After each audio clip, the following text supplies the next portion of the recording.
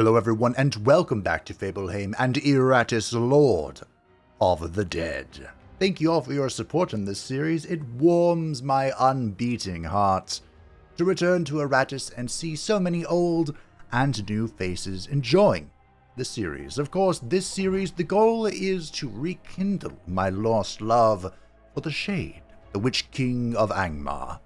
Now, I do have some tricksy little schemes. Quite a few of them, in fact. But I do think it's a little too early to initiate those tricksy schemes. So I'm going to have to go back on what I said. This 4 slot was occupied by Karen, who fell during the first boss battle. Probably because I didn't pay him to cross the River Styx. And I was thinking of who could replace him, and we have a lot of choices, some more meme-tastic than others, but we're coming up on the second floor, the Dwarven Tunnels, and, well, it's been a while since I've been here on Eternal Harvest, so I'm going to show them the utmost respect and bring back the Reaper.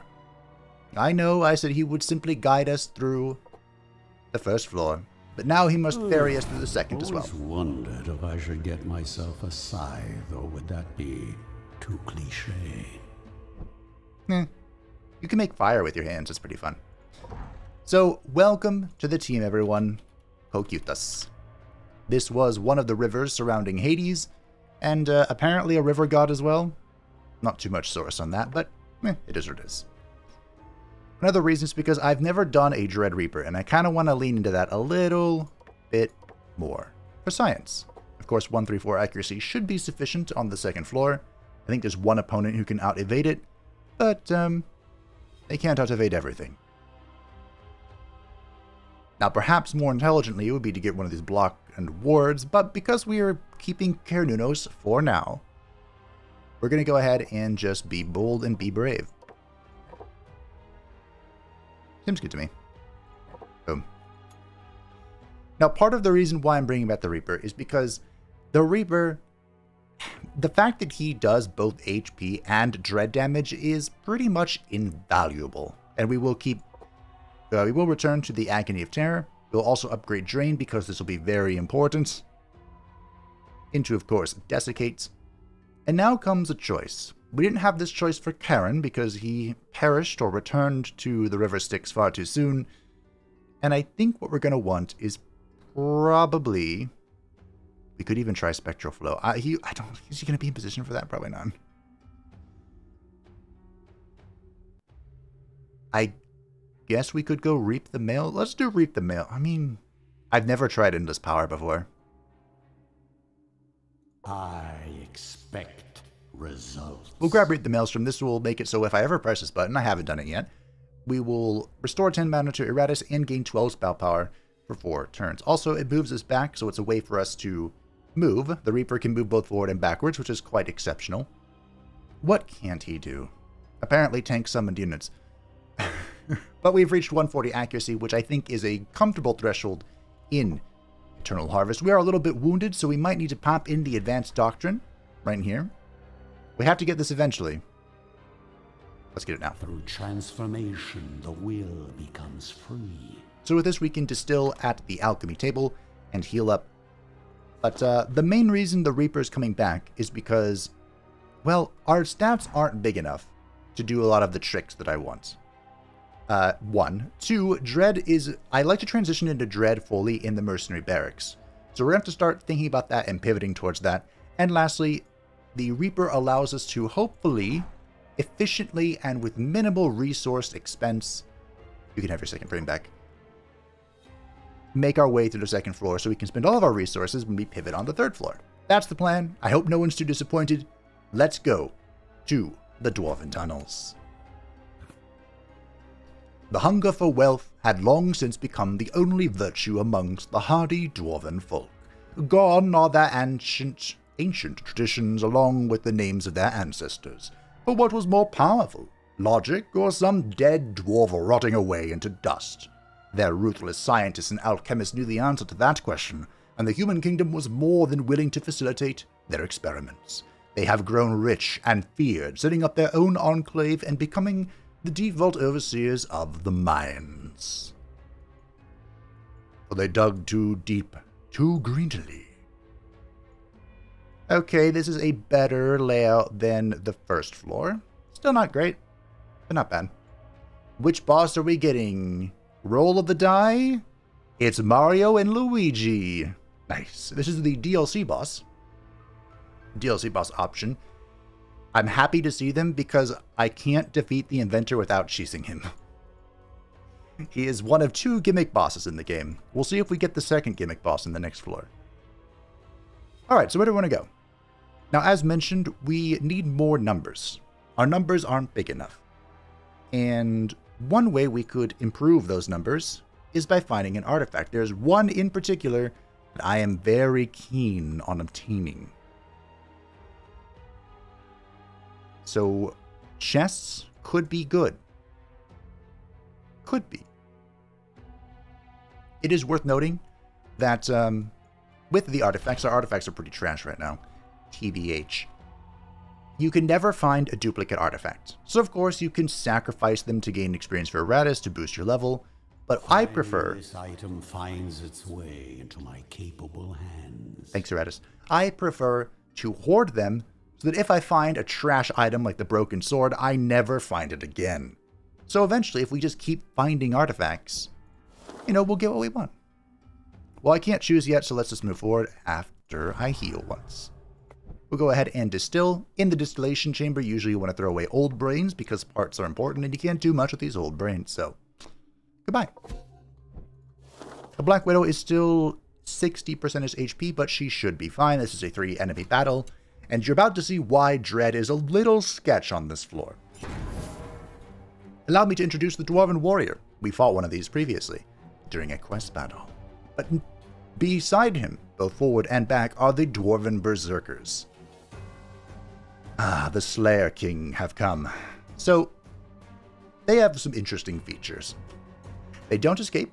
They deal 30 stress damage to themselves at the start of each action, and you would think that would help me, and it may. But for every 10 points of sanity they miss, they gain +1 attack. And they hit pretty freaking hard. So, what we're going to do... This block is irrelevant. We're going to immediately... Ow. Immediately get ready for some murdering. We're going to want to kill these guys as soon as possible. I'm going to delay and see what this guy does. He shields up, okay. Remember, the Dwarven Warrior can expend all of his defenses in order to deal more to Mahe. And he will. Make no mistake. We also... it was also pointed out to me, thanks Gidvets, the one who convinced me to get the Spine Bomb, which I definitely should have placed on turn 1, that the Spine Bomb and the Trap from the Shade can stack on each other. I think it's just fellow traps that can't stack. Do not hit the Reaper. Okay. Your frail bodies fail you. Fun fact about the Berserkers, every single time they go insane, they always gain Berserk, increasing their damage. So of course, we want to nip that in the bud. That's a no from me. That was a little painful, but nothing too bad. We don't care about this block, really. So I think we just go into our cocoon again. Ow. Let's keep hitting that guy. We could do a lot of things. This is about to explode. We could reduce his accuracy. I think it'd be cute. We can pop the trap. See? They're stacking on top of each other. Very neat. Boom shakalaka. Oh, here comes the Berserk. That is unfortunate timing. Ow.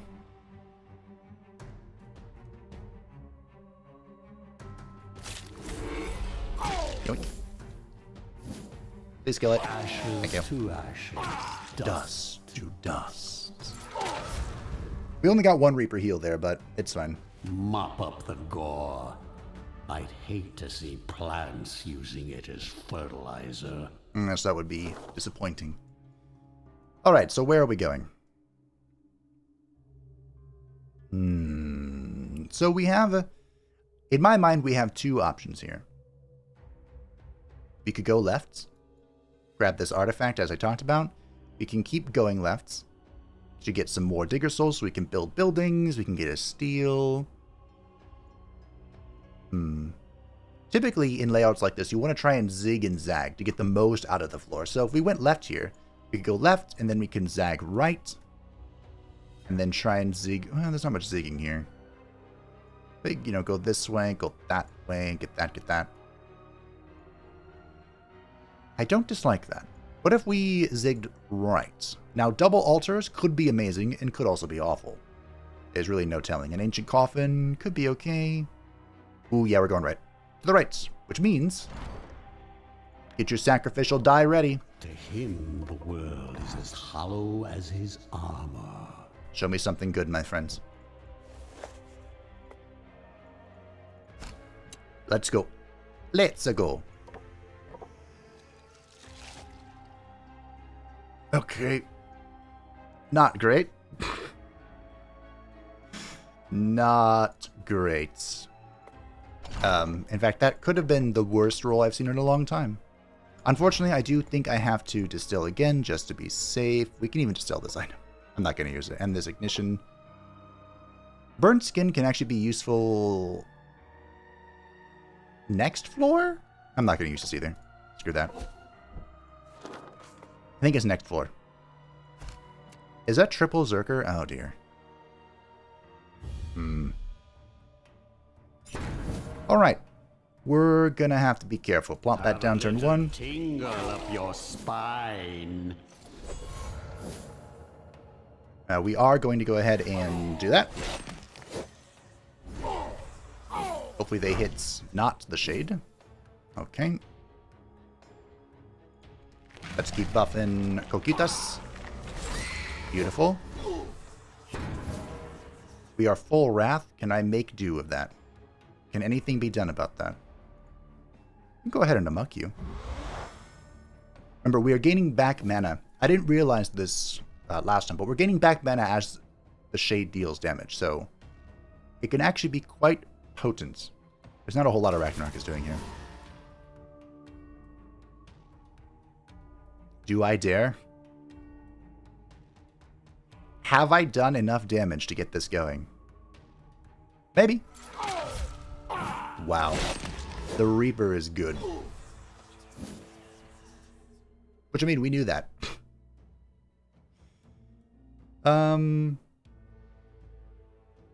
This won't kill the Berserker here. He's going to die to his fire, so I'm going to plop down the trap, actually.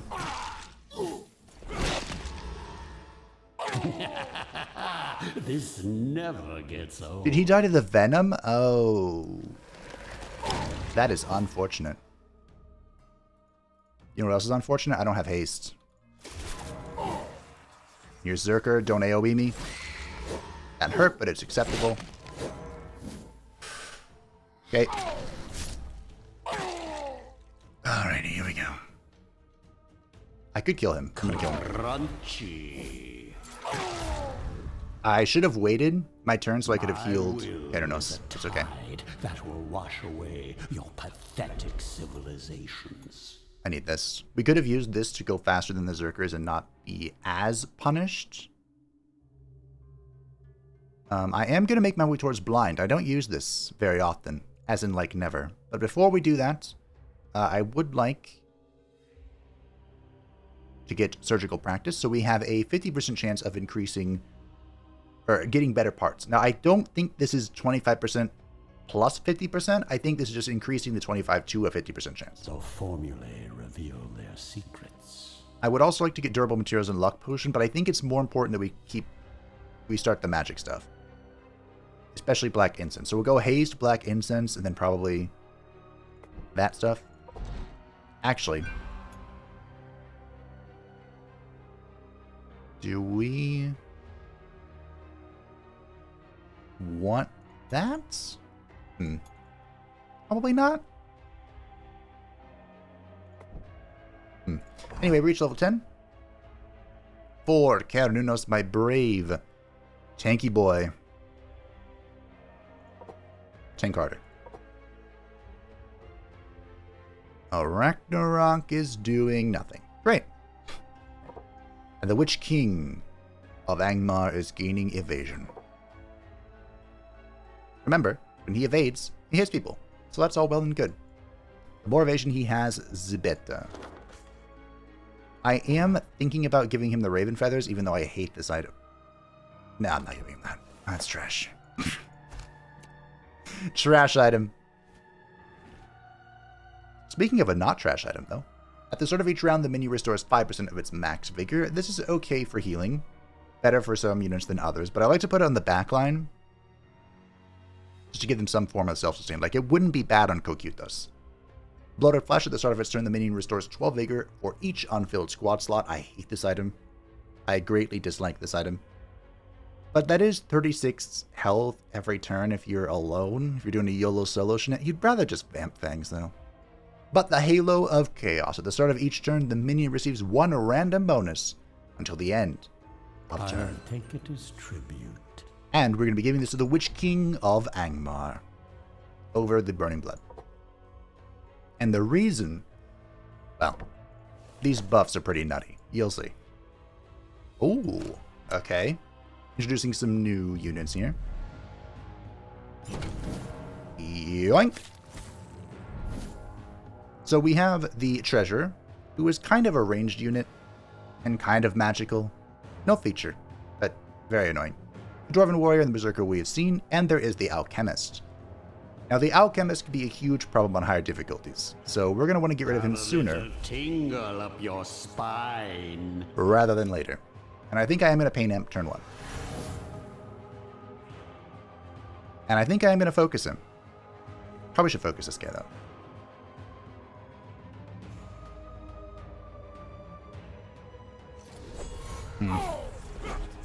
You missed me. Remember, as Cernunnos' HP gets lower and lower... Yeah, rude bastard. He will take less and less damage. That is an annoying buff.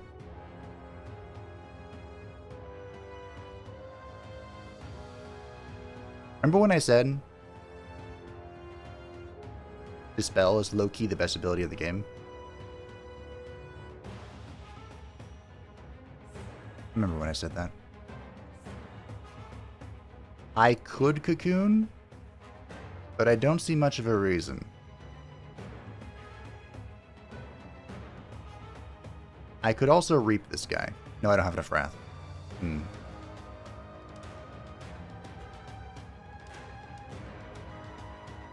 I wonder if I could kill him. I can spit on this guy to reduce his armor so he doesn't deal damage.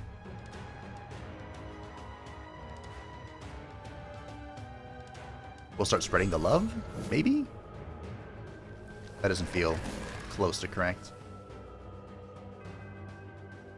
If I crush your bones and then claw you, I don't think I have enough damage. In fact, I'm quite confident I don't. Alright.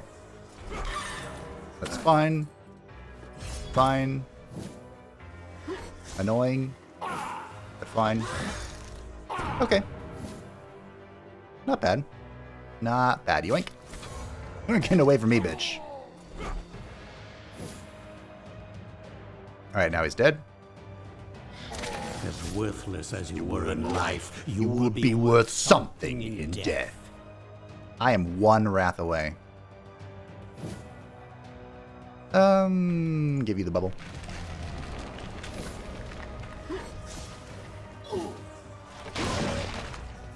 Alley-oop.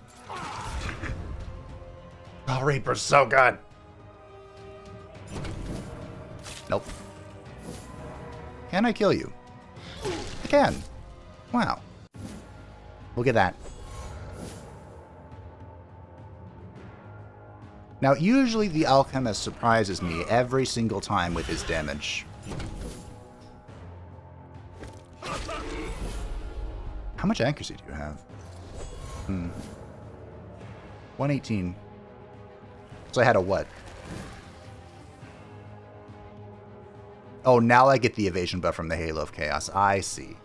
Now I get it. You're fleeing? That's not allowed. Yoink.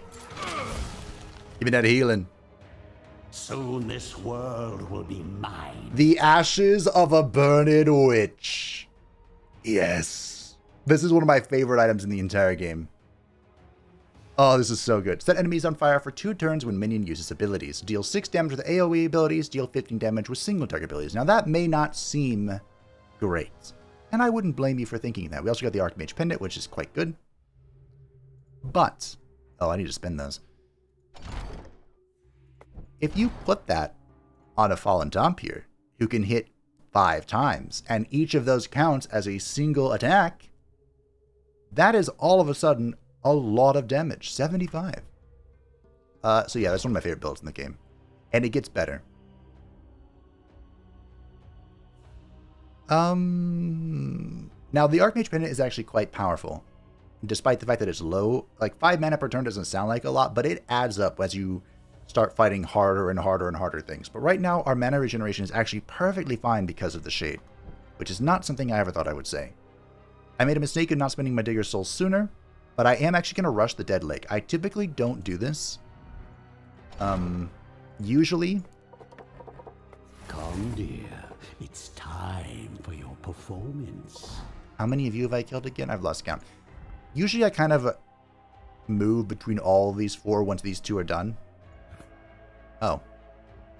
Library's not even done yet. I'm a scrub. The dead don't get to rest. But we'll construct this in tier 1. And the reason is because peering into the dark waters, each minion has an 8% chance to find a random artifact in the Lake of the Dead. So, for every minion you have here, the higher chance you get artifacts, the sooner you get rid of the crap artifacts, the sooner you find the good artifacts. And there's one in particular I really would like to have. And it's not the one you're thinking about. Millennia has tainted the waters around my tomb. I can feel something alive beneath the dark surface of the lake. Something I can use. Is that canon that Iratus likes the Eldritch powers? I think it is. Because sometimes he mentions that whatever lurks beneath the lake will bring out a tentacle for him to pet every now and again. I think that's canonical evidence that Iratus likes the Eldritch powers, and I will not hear otherwise. That's a lot of block and ward you bitches got. Ow. You're fast. I see. So at the start of... Is it every round or is it at the start of combat? Every unit will roll a bonus initiative between 0 and 2. So what happened is the Berserker rolled the max roll and got to go first. Because he's a cheater. Or, you know, got to go before the Shade. Which is who I wanted to go first. So we'll plop this down. Tingle up your spine. We'll start that. We'll hit you with that. Just keep buffing, my boy. No, don't do that. Oh, you got rid of your own armor. Eh. Awkward. No, you're supposed to hit... I can't put down the cloud if I can't generate wrath because you're not hitting my front line. Awkward.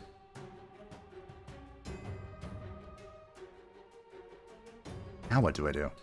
I guess I wait. Do you also wait? Just keep buffing Cocutus. The Witch King should dodge. Ow.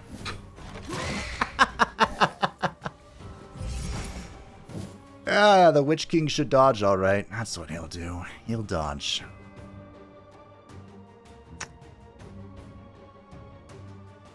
You can't wait again. Do I just reduce the damage of the Zerker? I think I do. And this should be a kill? One more for the stockpile. Okay. Bomb exploded on the Zerker. The Shade healed to full, by the way. Because of the damage he dealt. Quite resourceful, that little feller. Now, I could get a kill here, and I think I'm going to. Crunchy. Honestly, could I just scythe you to death? Maybe. Roll high. Thank you. Wasn't even that high of a roll. It was just a good roll. Let's shift. How much evasion do you have right now, mister? You still didn't... And that's the problem with evasion builds. You can try your heart out to evade everything, but sometimes you still just can't do it. Sometimes it cannot be done. No matter how hard you try. Yoink. Hey, Cernunnos. I feel like I'm being ignored. I had a very specific request, and you failed to acknowledge it.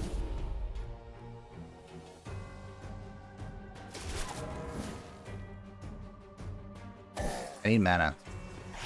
You son of a... Fine. I'll just heal off you. Toss them in with the rest. Hey look, my mana's back. Wow, the Shade is really good for resource management. How come no one ever told me this? I'm sure people did. My relationship with the Shade goes back a long way. So, you know. I should definitely reap this.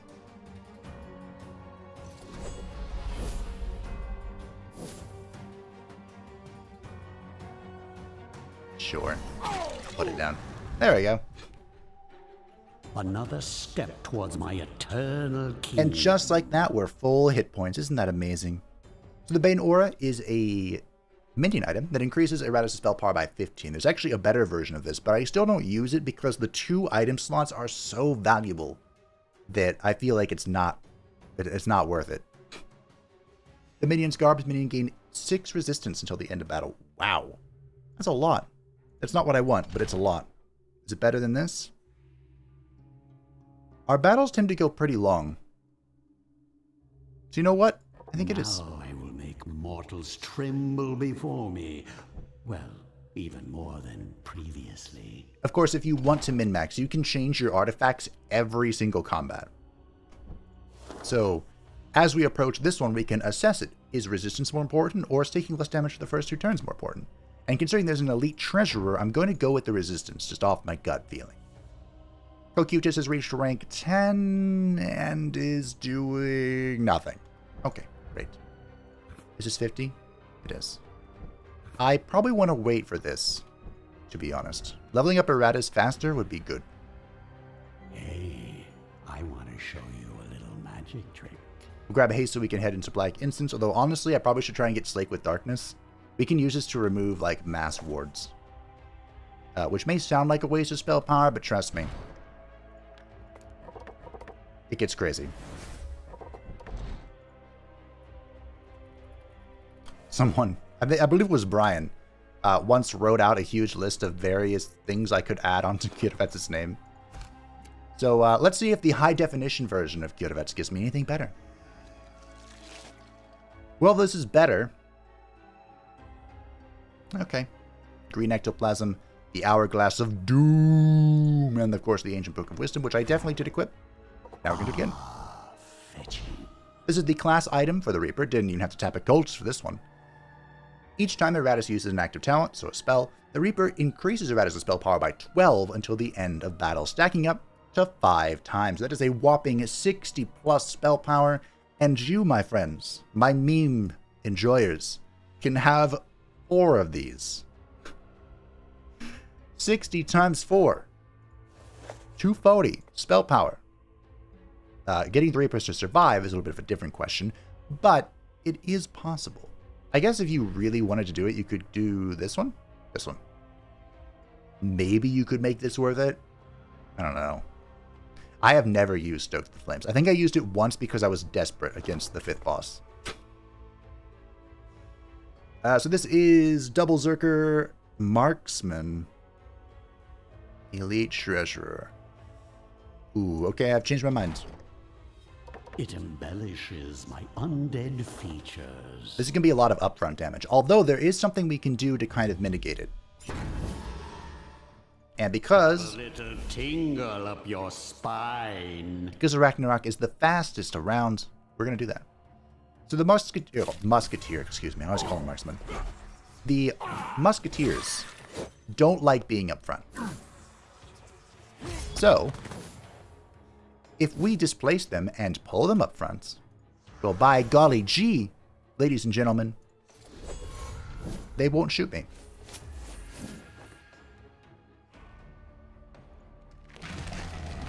I really wish I had more evasion. You know what I could do? Are we feeling spicy? Not really. I was thinking about rooting him in place, but I might just pull him again. You have so much accuracy. 164 accuracy. This is when black light comes in handy.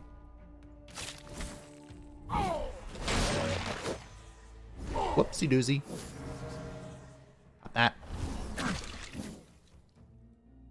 Nah. I think next turn he's reapable. I think. Now.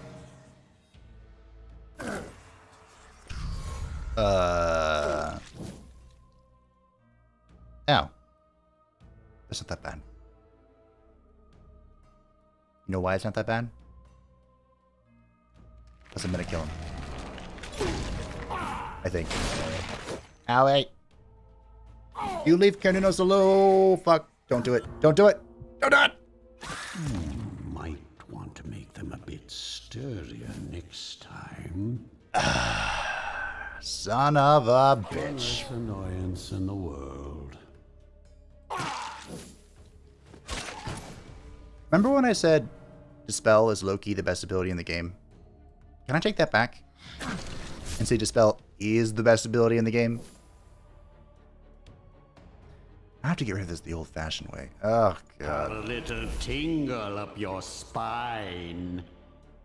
Well, in case you were curious. Yoink. When it comes to characters that I have killed the most. Sure. Ooh, this one voided its bowels just as it died. In second place is without a doubt the Black Widow. Without a doubt in the world.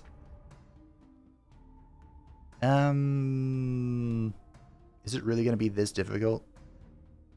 I don't know. Have a little tingle up your spine. You were supposed to dodge that. Well, I guess that works too.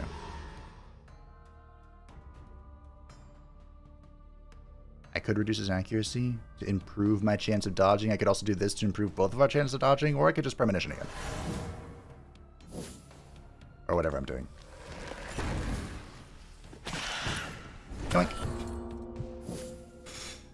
Bruh, you suck. That ability also does. Fighting terror. Ooh, I like it. Don't get a time. Have a warm end, my friend. He lived it like 2. Hey, I got my legendary meat back. Alright, I have to make another one. Alrighty. The Black Widow has returned, and this one is, of course, Quelaag from Dark Souls. I still remember her intro quite vividly. But anyway, I thought that because we're doing a Dark Souls boss, that I'd meme just a touch. Now, let's be honest, Ragnarok died a horrible and painful death, but for the most part, she felt relatively alive. And I know that Invigorating Cocoon played a significant role in that. But, for the memes, and since we got both her brain and her flesh back, I thought we'd try Spiky Cocoon. So the difference between Spiky Cocoon and Invigorating Cocoon is that you don't heal quite as much per turn, but instead you counterattack with damage, because it's spiky. My enemies are in for a nasty surprise. So, the main thing is not the physical damage. I mean, it will add up over time, of course, but this amount of damage can easily be negated entirely by armor and Eternal Harvest. The main thing is the fact that this will also apply her passive, the Spider Venom, which is of course a percentage-based damage over time effect. So hopefully she doesn't die. Hopefully. Her stats should be about the same, I think. This is what I leveled her up as. This looks right, and I returned the Bull Skill to her. Not gonna give her anything else, I don't think. Actually, I am. I changed my mind. This is a feature I don't use very often. We can go into... No. No? No. Is it this one? I think it's this one.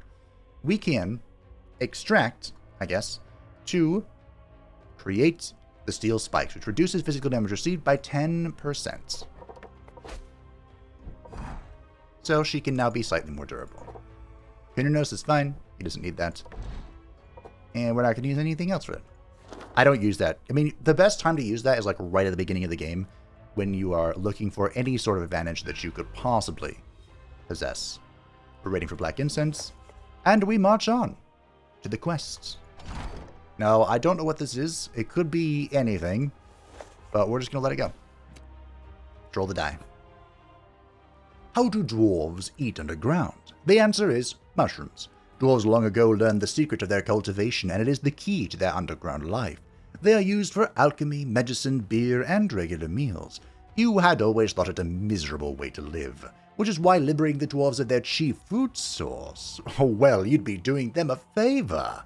They won't need to eat once they are dead anyway. As your army stands on the edge of the local dwarven fungal farms, you order the attack. So we can destroy the medicinal mushrooms, which will make them easier to kill, or the food mushrooms, which will shake their sanity. This is basically saying for like the next 3 combats, do you want them to lose HP when they come in, or sanity when they come in? And considering our focus is sanity, we will destroy the food mushrooms to shake their sanity. As your undead destroy the last of the mushroom farms, you know that the dwarves have already escaped with their medicinal supplies. You also know that hunger can drive even the bravest mortal to beg and grovel. Yep, not bad. For 2 battles, okay. Uh-oh. What a hell of a time to test out Spiky Cocoon. I do have light armor equipped, right? Yeah. Alright. This will be something. Alrighty, here we go. Yoink. We need to burn something down quickly. I need more initiative on the Witch King.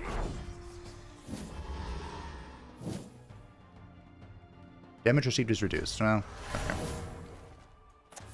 Oh, of course you're supposed to... Oh, you're not evading. I think he briefly had 194% accuracy. That's not being evaded. There is, in fact, no world where that is being evaded. I'm going to cocoon here. Oh.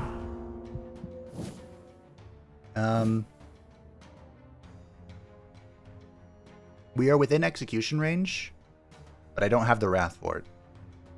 So, our options are to plop down the trap.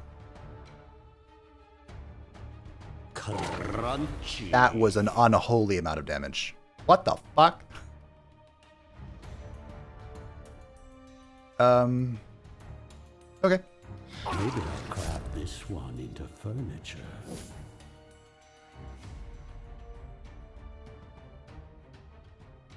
I really wanted that kill on the Reaper. But it is what it is. Redirected. Don't do it. Okay, good. Like, do not one-shot her again. I can't keep taking it. Uh-oh. Oh, my boy. Okay. We are farmers. Up, up, up, up, up, up, up. Yoink. Death delivered. Okay.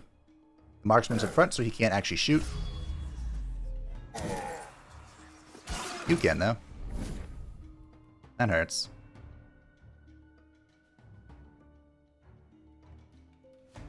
Yoink. My mana's back. HP is dwindling, but my mana's back. Oh no. Oh no. I'm gonna reap him, in case you were curious. Yoink. Okay. Not too bad, not too bad. Your suffering ends, your service Another Bane Aura. begins. We have 89 Digger Souls, meaning we can get the library up to tier 3 with a small sacrifice of this Lich for the greater evil and all that. Next about 100, we finish off the library. And that will be that. The Abode of Wrath could also be good for us to get. For each minion in the Abode of Wrath, we start the battle with additional Wrath. And the Excavation Site also wouldn't hurt to just get tier 1 for now. We are tier 2, meaning we can grab Black Incense. With knowledge and will comes victory. I think I'm going to get Dispel Team before we do that. I realize my talents are all over the place, but I'm getting good talents. That's what's important. I think I'm going to grab 10 hit points. That levels up so rapidly. Does anyone else ever get 10 of anything for a single level up? Oh, 10 accuracy. It's rare. Well, well, well. I am going to distill here because I am kind of afraid. I might keep... No, I'm not keeping that. I hate these feathers. Do I have a low-level brain, though? No, 6 is pretty low level. Behold my word. Our brain's not doing too well. Hello. Help me out, Grey Matter. I have minions to create soon. You can't do this to me. You can't keep getting away with it. Alright, so everyone welcome the Elite Trader. Have a little tingle up your spine. Trader as in merchant, not betrayer. The Trader is an incredibly annoying unit. Sure. The Trader is an incredibly annoying unit because it has a stance. It can do that as well, which is kind of problematic, but whatever. It has a stance where it does stuff. Okay. Yes, the dreaded doing things. What exactly does it do again? It's really annoying, I know that. Which I realize is not a huge... I had more wrath. Just a little bit more wrath. We could be spicy, but no. Basically,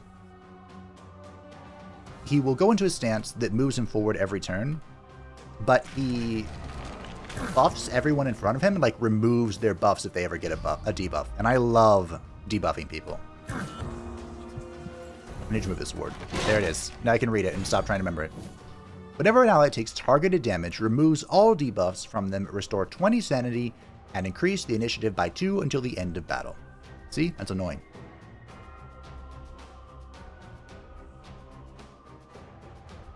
I am about to execute him, which is worth noting. Click. Brave are an excellent source of fresh corpses. He also, ow, has a metric shitload of evasion. Here's a question. Do I put down the tramp, or do I pull the musketeer and hope that it can't shoot me? Trap it is.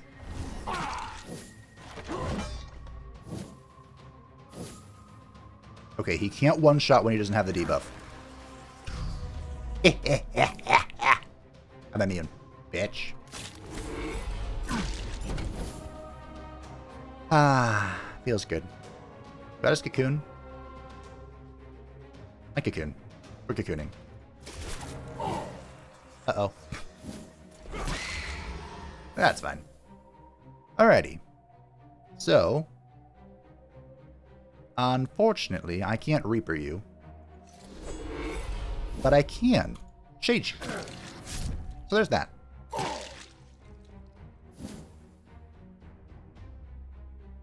I'll heal up. You were supposed to... I can't even evade the lowest accuracy person. Eventually. Eventually. I think I'll wait. More will come. Did he just one-shot the Witch King of Angmar? From full health?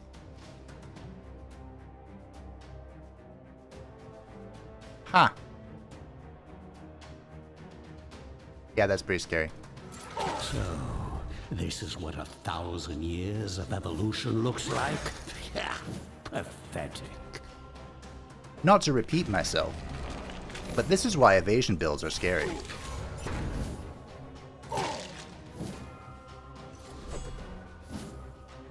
Alright, well, I'll just make another one. I got plenty of... I got so many names. Strength through pain. Thanks for that, by the way. All the name suggestions.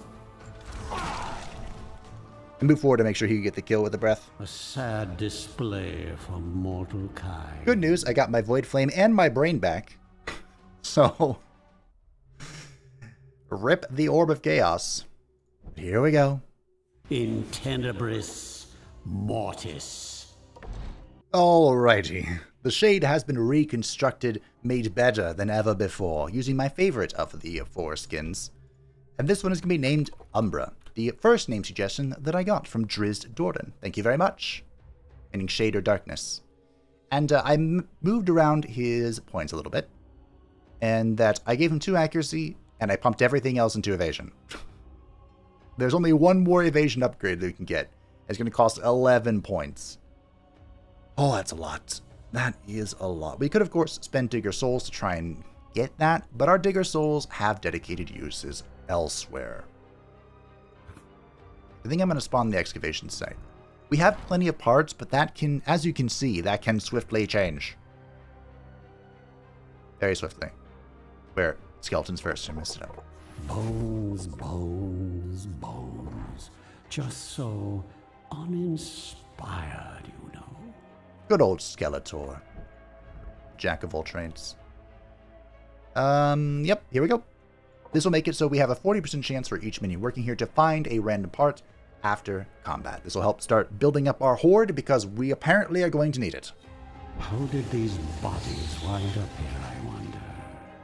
Was there an effort to set me free sometime in the past? Regardless, these remains will be used as fuel for my growing army. Yes, fuel for the growing army. Alrighty. Now with that out of the way...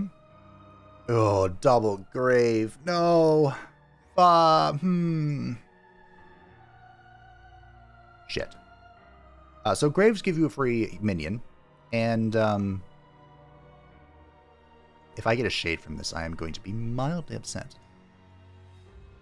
That's all well and good. But I'd rather get literally anything else. Fine, whatever, we'll stick to the path. Let me just check what would be useful here. Mummy, Shade, Lost Soul, Zambi, BG, Ghoul, or Unfrozen. I'll remember some of those. Would you look at that? It was in fact a Shade. Yep, okay, great. Now on the one hand, this Shade came in at level 11, meaning I didn't have to spend the level 11 brain we just got and could have kept hold of that. On the other side, though, this Shade I was able to make with rare parts. Well, rarer parts that we had. So, you know, there's that. Oh, our very first Oracle. What are we saving our talent for? Dispel wouldn't have saved me there. In fact, none of this would have saved me there. Nothing will save me. Not even the item I'm looking for would save me. Alrighty, and now you can start to see a glimpse of the sheer volume of block and ward that exists in the game. Tingle up your spine. And why you always would like a Black Widow. The Oracle is the support unit for this floor, and is exceptionally annoying. But think we can largely ignore it. I need more initiative on my Shade. Which is a problem I... Oh, of course. A problem I had before.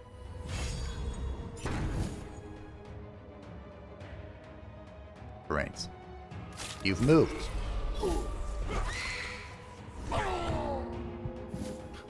Great.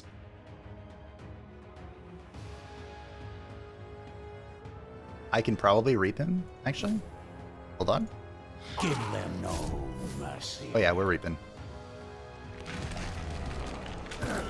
It's reap time.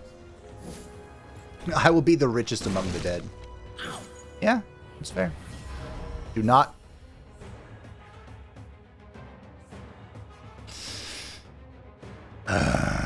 it's not reaping time. You know what? I need to get... Speed of thought. just like one of those physical things. To stop this.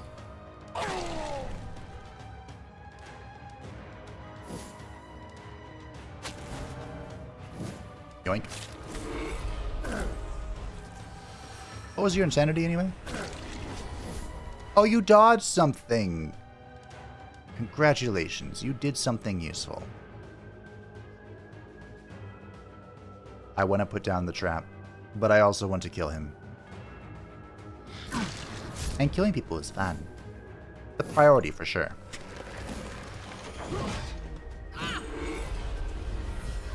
Yes, yes, you're annoying bullshit buff. I see you.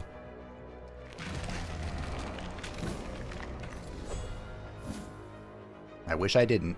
There's the trap. There you go. Good job. Spit. Kill. Become part of the breathless tide. If you let... if the Oracle is the final unit remaining... There are a few of these, but if it's the final unit remaining, then... it will just run away. It will flee unconditionally before the wrath of Iratus, the Lord of the Dead. Hi. Alright, evasion's working now. If this keeps up, I'll be done purging the world ahead of schedule. Of course, now that I said that. Krynos is level 12, meaning we can get our next upgrade. And I think I want Mutilate for more HP. Could also get the Self-Destruct. I don't like using Self-Destruct. I will grab Mutilate. Mostly because it gives me plus 5 HP. This is Interrupting Stance button. Which, you know, we use once in a blue moon.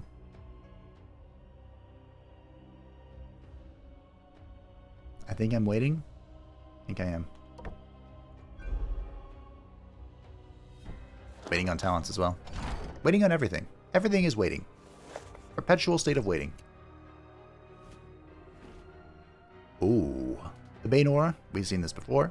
The Armored Plates reduces damage received by 10%. This is all types of damage. And the Sadist Hand. Increased damage dealt by 10%. Again, all types of damage. My favorite combination for the Bone Golem is to go Armored Plates with his thing. Because they stack the damage reductions. But we're using the Orb right now. The Sadist Hand could be good on both the Shade and the Reaper, who ironically are like the two best units for this.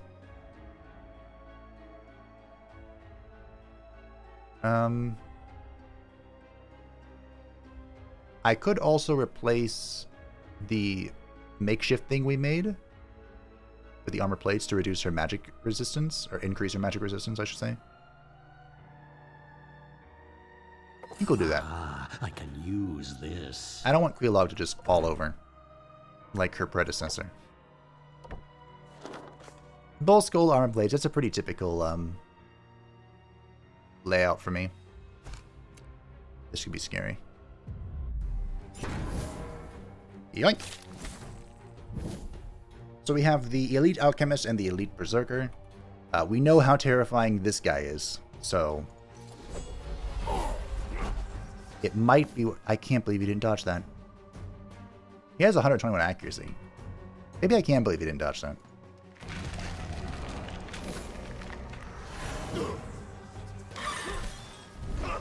That's one of the more annoying things that he can do.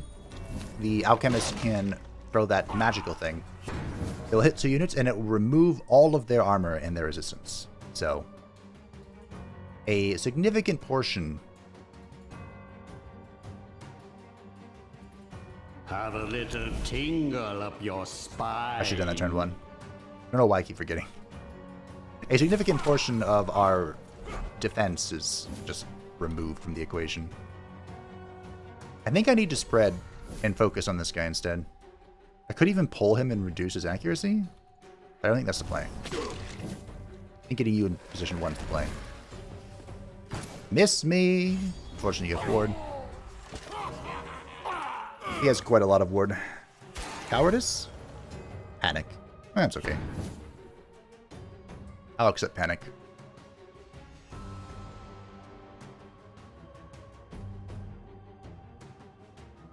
I think I cocoon. That wasn't too bad.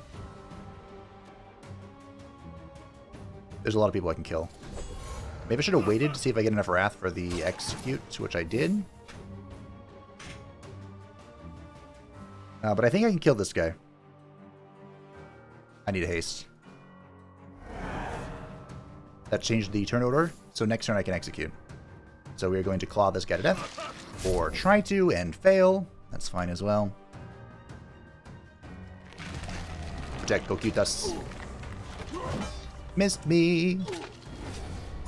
One by one, Life vanishes from this world. Can you tell I like Uranus? It's one of the first things I thought of when I was playing this. I'm like, yes, the dot killed him. I'm gonna have a hard time not just quoting everything. I might have to mute my mic during the cutscene, just so I don't talk over him. All right. Well, we wrapped that up all nice and clean like. I'll do evasion or accuracy. Remember, we reduced accuracy by a whopping 40%, which is huge. So, we'll be using that in the future to our advantage. He missed Quelaag. Good. I'm just going to scythe him. Yoink. Easy game, easy life. Focus Berserker. Wow, that was a terrible reward. The Maddening Amulet. Enemies may go insane if sanity is 85% or less. Now, you notice how I say may go insane? It's a chance. How much of a chance? I don't know. Or maybe that may go insane is also referencing the fact that they can be inspired, which we haven't seen yet, knock on wood. We haven't seen that just yet, because I can't prevent it. We can prevent it in time. I think I wait for the library, and then we start working on everything else. Display. Quelaag has reached rank 12, and now we can begin contributing to the sanity damage. Because this, let's be honest, team. This stuff, soon enough, armor will be enough to negate all of this damage. So if we could even just start slowly tickling with stress damage, that is going to work in our favor more. serve me well, my minion. With these 3 points, we could get 1 more point in resistance, but I think we're just going to chill. Seems good to me. Cocytus is also going to start contributing more. Sure. I don't think I've ever done this before. We use this ability literally once this entire playthrough so far. We'll upgrade it into Spectral Flow, which turns it into stress damage. It also gives us +2 dread instead of gaining +1 attack. Rude. And we are gonna chill on our points.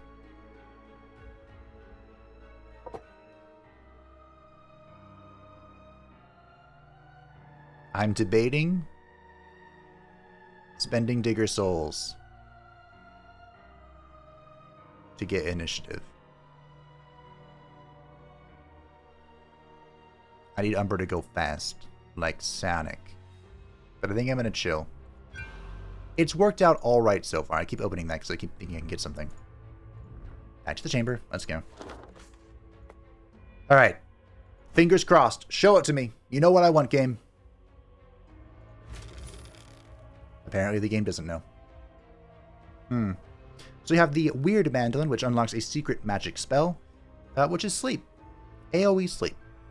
I have never used this before, mostly because it has a very intimidating mana cost of 75. But maybe it's okay. The Smoking Gun, minions and enemies gain 20 accuracy until the battle ends. This is not what you want to see on an evasion build. And the Braces of Madness, minions gain +5 initiative but lose 15 accuracy. Now I hate missing, but we might have enough baseline accuracy to use that. I'm trying to think which of these is worse and I never want to see again. Probably that one. Oh, for my future kingdom. Like I said, I don't think we're going to use it, but oh no. Great. Let's get an item popped. I am going to hex bomb them. It embellishes my undead future. And there is a reason. I promise. The reason is because I hate this guy. This guy right here. This is the Geomancer. The only spellcaster. Yeah, if I were faster on Umbra, I would have been in position for that. Need so much initiative. This is the only... God, this is going to hurt so much. The only spellcaster for the... No. Have a little Dowie. tingle up your spine.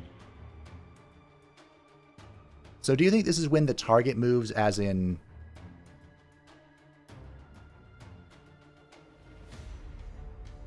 Okay, hold on. Can I stop this?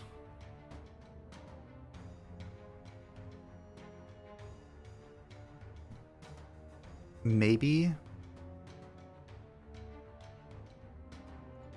Maybe not. I should have waited. I should have delayed. Yeah, buff yourself. The Geomancer is the only, like, dedicated spellcaster. And he's really annoying, but much like the Marksman, he can't do a whole lot if he's, like, up front. So, usually, I like to beat his ace. Pull him forward and beat his ace. Is my approach. He's already running. Why? You know what? Let's not ask questions. Good. Bibbidi bobbidi. More materials. Get off my property. I didn't think it would be this easy. Not bad. Still hurt, but not bad. Alright, now we just heal up. I don't think the Marksman can shoot from position 1, even if he's the last unit alive. I'm pretty sure. See if this removes this. For science. It does not. That's what I thought. She has to be the moving unit. Can I cocoon safely? Like, I'm fairly certain he can't attack me. I mean, I moved her, so it got rid of it. Yeah, okay. We'll delay. Heal up. Delay. Heal. Oh, that was really close to being terrifying. Mine is the winning side. I don't know why the Alchemist just darted off. For the record... Oh, I'm so close. When enemies flee, I believe you get the experience, but you don't get any parts they would have dropped. So typically, I don't like doing those kind of builds. I'm going to go ahead and get Trick of the Eye. This will give me 2 evasion baseline, and it will also now increase my buff. Prove yourself worthy of my investment. So now when we grant Deception, the Shade, for 1 action, will have 84% evasion. Which is pretty nuts. It is hard capped at 100. You can't go above 100 accuracy. And every point of, or excuse me, 100 evasion. And every point of accuracy over 100 reduces your target's evasion by 1. So for example, we have 137% accuracy. So if someone had 44 evasion, that would mean they effectively have 6% evasion. 7% evasion. Quick math. Which is why it can be really hard to do evasion builds, because accuracies get kind of scary. There are 2 units in the game with like 200% accuracy, I think, on this difficulty.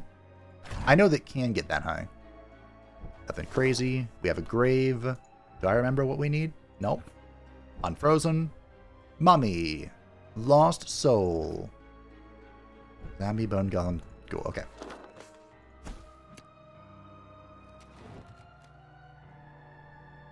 None of these.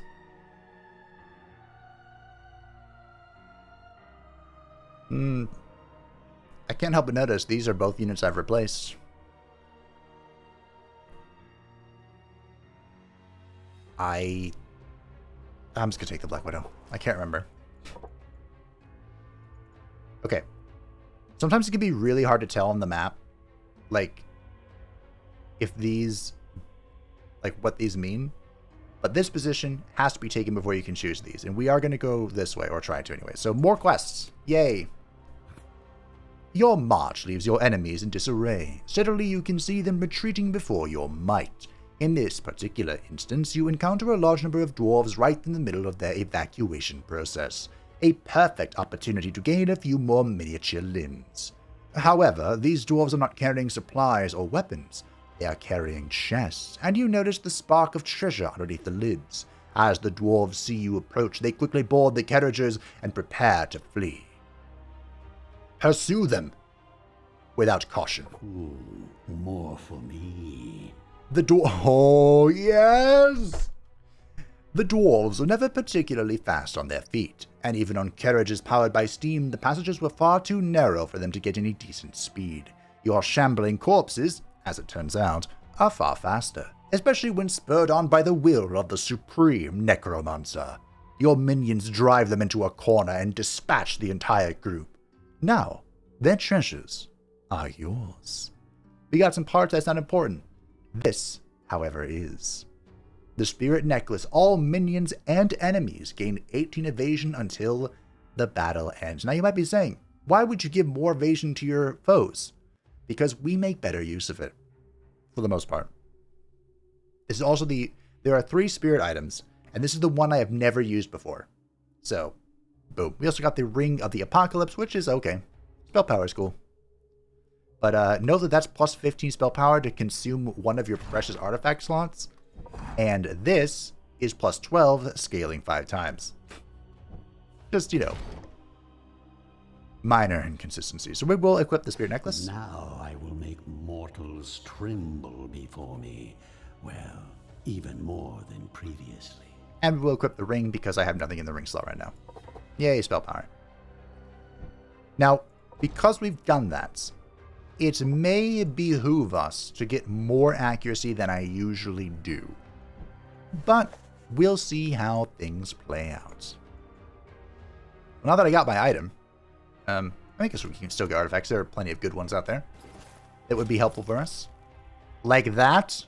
Oh, thank you, game. So, of course, we see the weird mandolin again. Oh, we got some good choices here. So the weird mandolin's back. Also the glass dagger, a personal favorite of mine. All minions gain 15 accuracy and 15% damage until the battle ends, but this effect is removed when a minion takes damage. I believe it's per minion. So this effect would be on, for example, our Shade until he gets hit. And of course, that can be negated through block and through ward, which is usually how I do it, but it can also be evaded by evasion. So you could technically keep this forever if you don't get hit or if you know, whatever. But more importantly, the shackles of war. Enemies cannot escape or become inspired. Doesn't affect unit features. That means that the Oracle and the Bard will soon see, will always flee if they're the last one left. We have to take this. Amazing what they just leave lying around. Now, by some stroke of sheer dumb luck, we have never seen an inspiration. But trust me, they're horrifying. It embellishes my undead features, no? Whenever you lower someone's sanity low enough on the higher difficulties, it will check for insanity or it will check for inspiration. It's a lot like Darkest Dungeons mechanic if you're familiar with the death door testing. And basically, if an enemy becomes inspired instead of insane, they will fully restore their sanity bar and get a huge buff. Some of them are worse than others, but yeah, that was a good find. A tremendous find. 10 out of 10, highly recommend. What is the Treasurer's Evasion going to be at? I don't know. I do know that our Shade has 60% evasion right now. Yoink!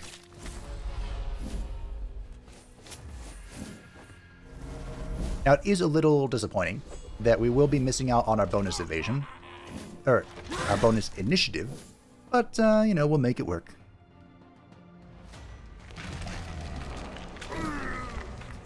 I wanted the Spirit Necklace so bad. I'm so happy we found it. I don't think I'm going to get anything from Pain Amp. I really don't.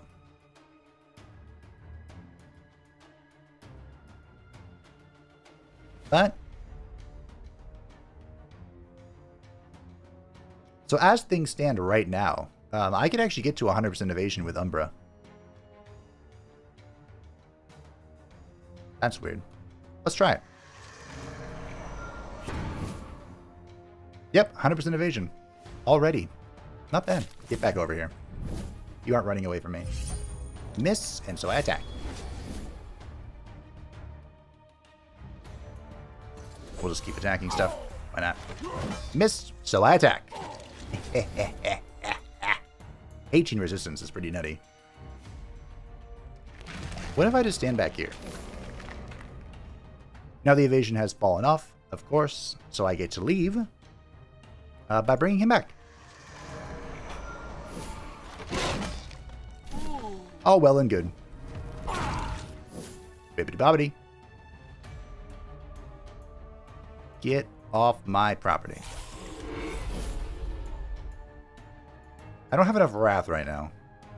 Have a little tingle up your spine. To execute anybody. But I should soon. Unlucky. Wow, you connected. Are you sure you're unlucky? That felt pretty lucky. I could kill him, but he's gonna die anyway. Maybe I don't.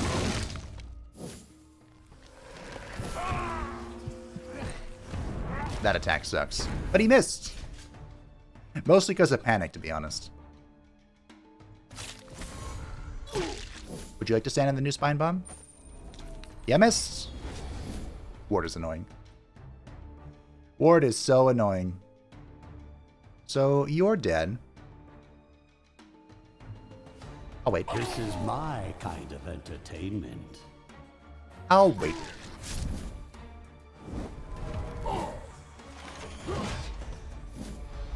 Alrighty, so you can kind of see how the plot's coming together. Already. And I want to try and make the most use out of... I don't think I've ever seen that before. The most use out of my evasive shenanigans as I can. That's kind of the meme-tastic idea here. Easy. Now, high ward units like this will of course get in the way. What? No. Strength through pain. I wasn't aware I had to be back here. It is. High wards will get in the way. But, I mean, eventually, if we really lean into this as far as its logical extreme will take us, eventually, we can just, like, AFK, and things will die. Extinction of life. You know? Of course, how much work we need to put into it is dependent entirely upon how much accuracy or evasion we can build up. Predictable outcome. But we'll see. We'll see.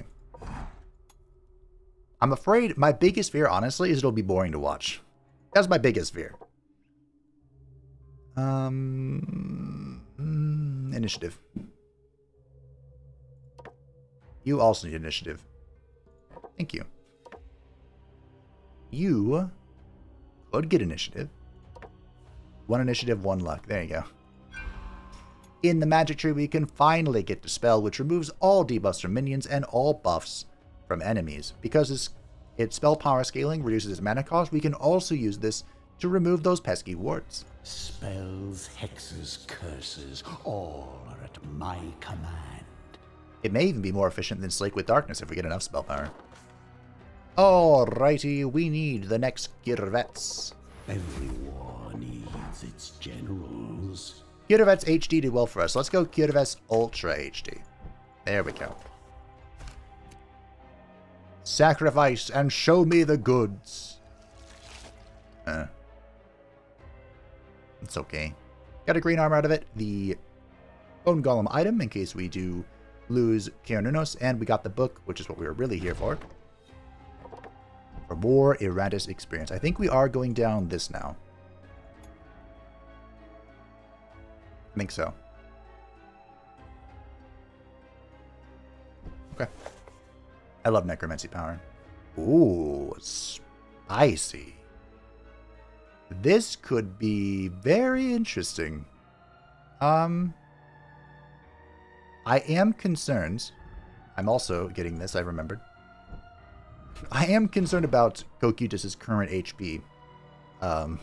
Looking at that. But here is the Unfrozen, the developer's inserted unit. They're pretty fun. I enjoy the Unfrozen, but he's more of an ancillary piece in my humble experience, mostly because he can debuff people. And he also has one of the few stance interruptions that go through block and ward, and his, unlike the Reapers, can reach the 4th position. So he's actually excels at that, depending on what you're up against. But I've always felt bad about the Unfrozen ever since they changed his feature. No, his feature's been the same, but they got rid of his initiative. So for every point of initiative that the Unfrozen has higher than his target, he deals bonus damage to them. Which is all well and good, but he has 0 initiative. And he can only get up to 5 initiative. Now, his unique item does increase his initiative per turn up to 5, I think. And then you can combo with Quelaag, or the Black Widow, if you go with Sticky Web. This will make it so everyone that she webs loses all of their initiative. It's actually a really fun combo I haven't gotten to test. So maybe one day we'll do that. But I usually always go Poisoned Web because it's 10 hit points, which is amazing. And it also doubles your Spider Venom, which more times than not just immediately caps it. So, you know, that was a lot of ranting, but I finished the library. Unholy masonry. Alright, library and obelisk are done. Now we can start spreading things out a little bit. And because I am slightly afraid of what we see, I am, in fact, going to do this. Don't like you. But you could be useful. More useful than level 6 brain, anyway. Alright. Let's get it done. So this is the DLC unit, the Elite Automaton. They do not escape, cannot be moved, take up 2 adjacent positions. They are immune to ignition, they are immune to stress, and they explode when starting their turn with 10% or fewer vigor. That was a lot of things to say. What was all of that about? Well, this thing kind of completely counters us. Killer of man. So, yeah. Also, its attacks are actually kind of devastating. So we are going to do some little cheese here to try and get that 100% evasion and see if I can hit it. Fantastic. Umbra is big offensive. You love to see it. Yeah, heal yourself, whatever. Just keep hitting. I am out of my evasion, so I switch back with Gyarados. Owie. Now, he can still be poisoned with Spider Venom, which, of course, is making the Black Widow exceptionally powerful in this particular situation. You have marked me. Huh. Yeah, I don't think so. No, that's not what I pressed. Bloody hell.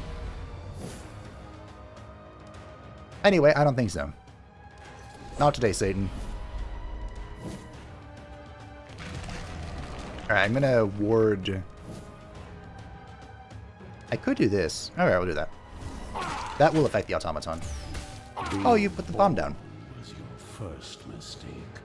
Opposing me? Oh. Your last.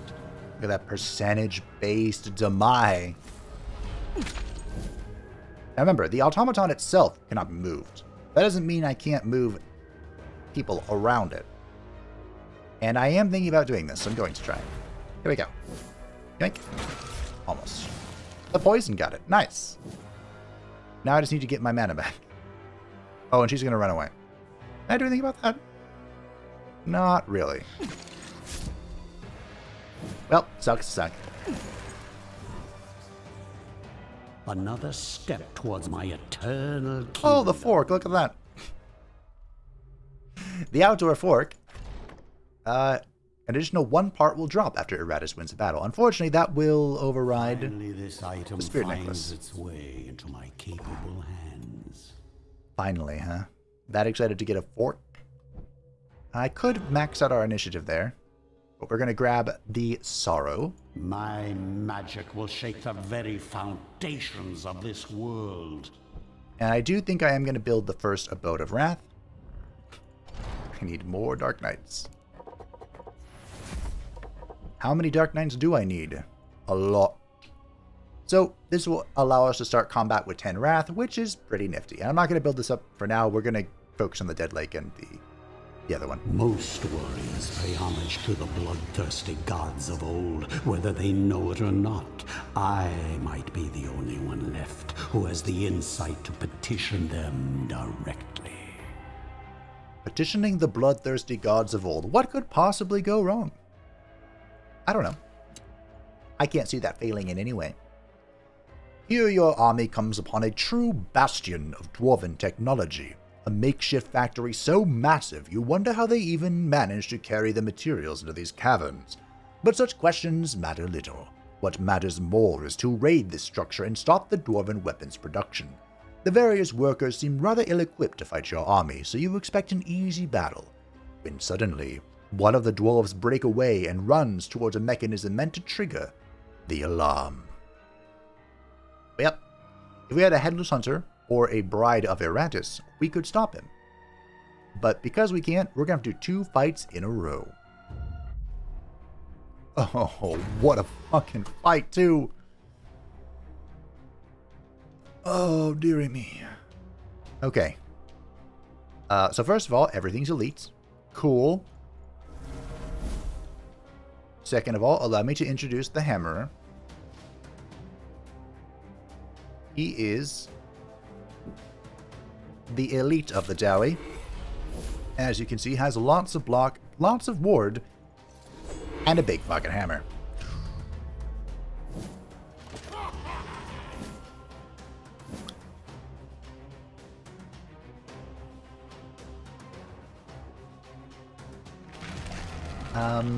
I should be fine to do my trick. This should work. Please, for the love of the dark gods. Oh, it doesn't work. Okay, we have to cast a spell. The Shade's movement is quite different to like every other movement ability in the game. And I've been informed it doesn't interact with the... Why am I hating the person up front? It doesn't interact with other movement stuff. So like the spear guy on the first floor who attacked anyone who moved, that wouldn't interact. That wouldn't trigger it. What is their obsession with marking my poor Shade? I need to get rid of this. End of magic. And now I need fucking mana.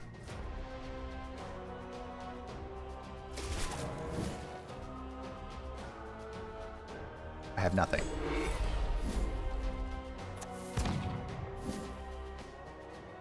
Let's try this. Okay, that was some mana back. Continuously going back to the front. This never gets old. She's dead.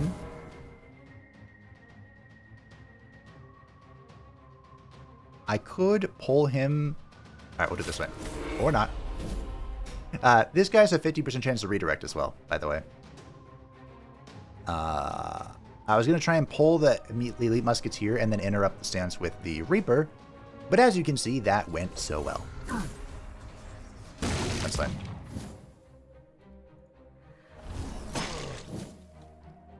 Could you imagine if that damage triggered my passive thing?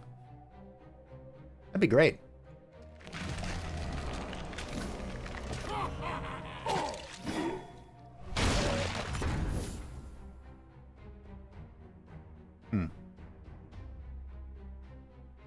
Yoink.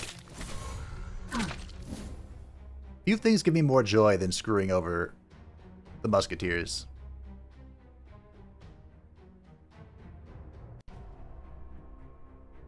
Okay. We can get the Shade kill here. Or not. That redirect blows.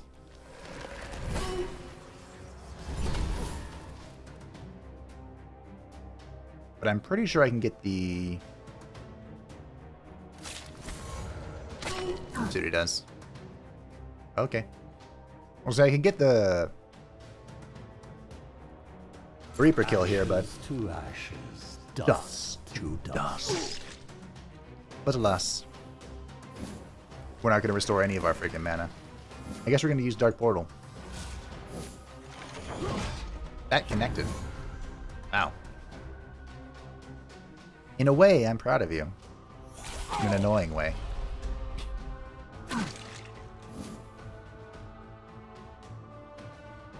I can also restore mana with you? Okay. Mana batteries for days! You should die to the Venom. There it goes. Mop up the gore. I'd hate to see plants using it as fertilizer. The reinforcements finally arrive just as you dispatch the last of the workers. The real battle begins now. Okay. Okay, here we go. Good. Okay. I think we learned our lesson.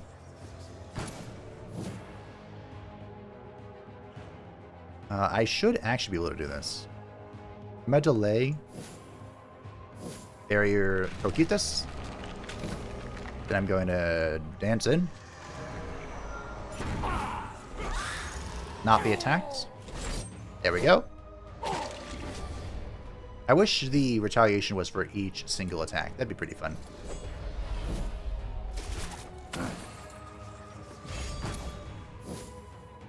I'm out. Come back, Goodness. So if we have double shades, we can just keep dancing the shades back and forth to be our frontliner. Now, of course, our frontline is also providing us with a decent amount of support, which you would be lacking in that.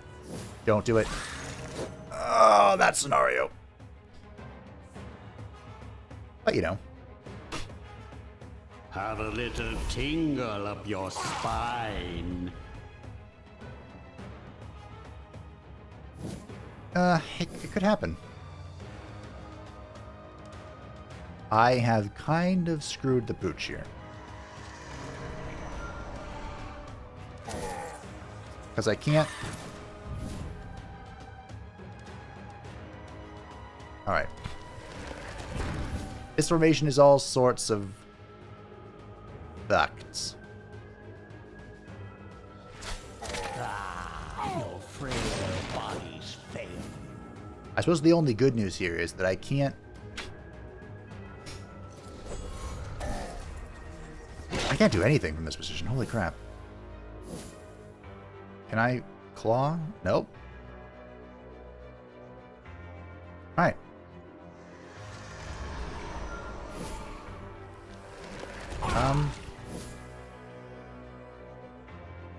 Crunchy. I really wanted to kick Cocoon. But now I have to kill him. Which sounds like a bad thing, but... My will is a tide that will wash away your pathetic civilizations. That could be good. After having dealt with the dwarves, you are left with a vast stockpile of weapons and gunpowder, as well as a few fresh corpses to add to your reserves. Without their factory, the dwarves' supply of weapons will be thrown into disarray. Okie dokie. We need to distill and calcinate. But I don't have the calcination talent. 20 mana. Nah, that's not enough. I guess we're just gonna have to cheese it out.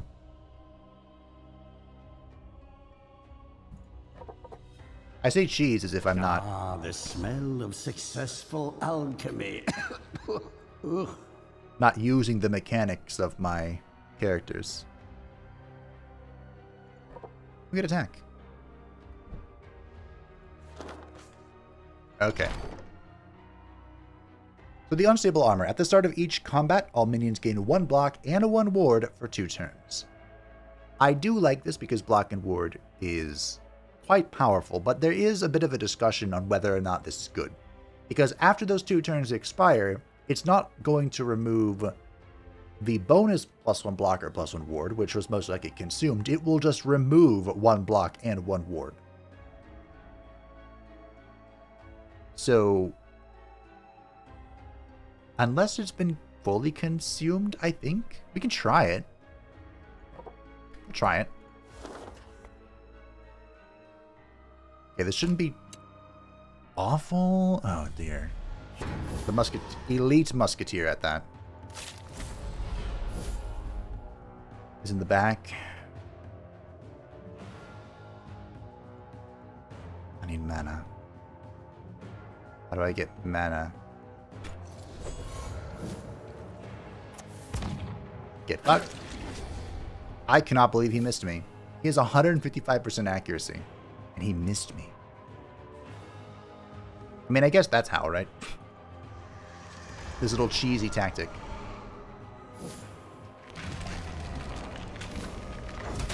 You were supposed to hit. Good news. You have been doomed. Your oracle has doomed you. Goodbye.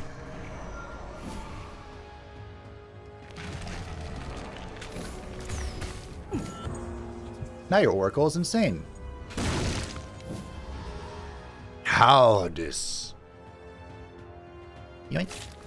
Oh, I missed! No! He hit that time. Goodbye. This never gets old. Alright, now I can Dark Portal. Now we can start safely farming a little bit, I think. Oh no, you've healed yourself. Whatever shall I do?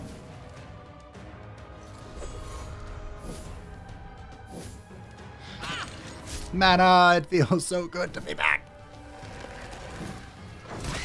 Allie, enjoy your venom. You wait your turn. You reap her soul. And you shift back to the spider. Right.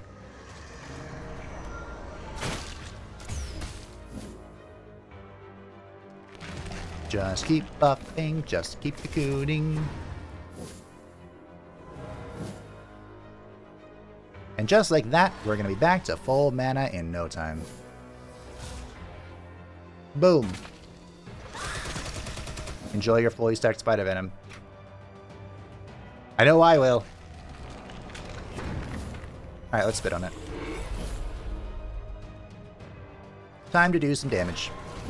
With the units that can, anyway. Okay. GG, everybody.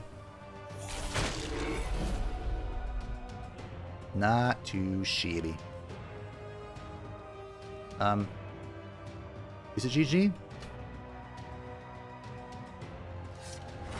That's fine.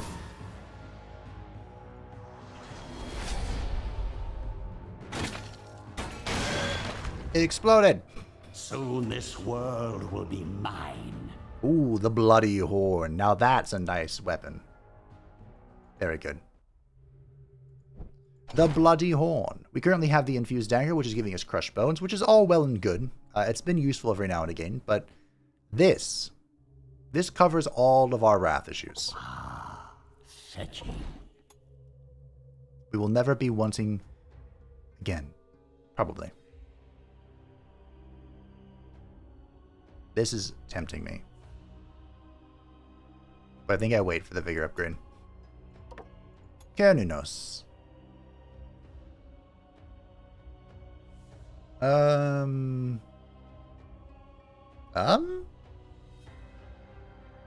Sure. We'll get you some armor, boy. Oh, look, a Soul Spring. We are at 96 Digger Souls. So what I can do is I can construct the statue.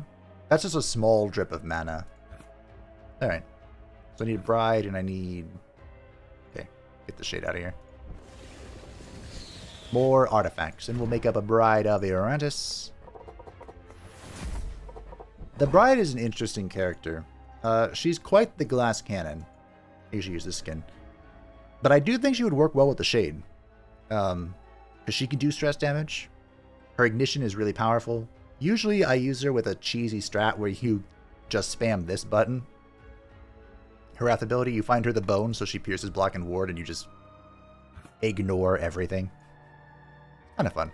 But anyway, for each minion here, after battle, we will gain 8 mana. It's not much, but the slow trickle will guarantee we retain relatively high mana pool. Now there's a handsome fellow. A shame his talents were never fully recognized back in the academy. I'll just take all this mana as repayment instead. And just like that, all of the constructs in the graveyard are up and running. You have got to be kidding me. Now this could be a waste of a distill, but I am scared. Skeleton will clean up this mess later. And on that note, let's use our last Hex Bomb. I could Spiderweb, actually. You know what? Let's do that. Should I? How bold am I? I'm feeling kind of bold. No, if I Hex... Okay, we're going to Hex Bomb. Or that one. It embellishes my undead features. Because if I do this, I should be able to turn one shift with Umbra. Yes, everyone can go first. Great. Have a little tingle up your spine. Wait, what was here? Oh, that was where Bone Crush was. Right. So I can go first with Umbra.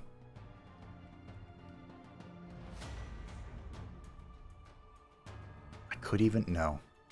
Don't do it. And I can do this. And I should reflect everything. I hope. Or he'll just go for her instead.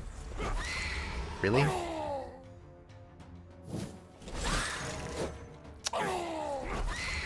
What the fuck? What? Bro! I gave you the perfect target. And you just didn't take it. I could lose Quelaag here again. Now he goes to the first slot. Okay. I see how it is.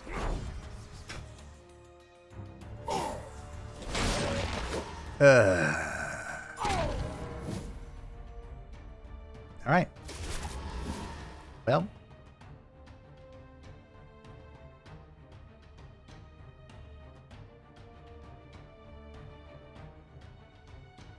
That's fine. It's fine. He might die. Ooh, that's a low chance to die, though. Alright, fine, we'll guarantee it. Oh, I could have guaranteed it with this. I didn't need to do that. No, whatever. Remember, as Carnunus gets lower on HP, he takes less damage. That was a redirect. I don't really want the shade to be redirected, though. Fucking ow. As worthless as you were in life, you will be worth something in death. Ow.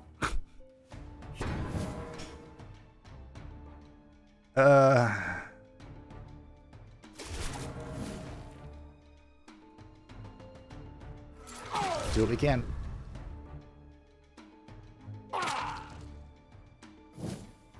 Protect you.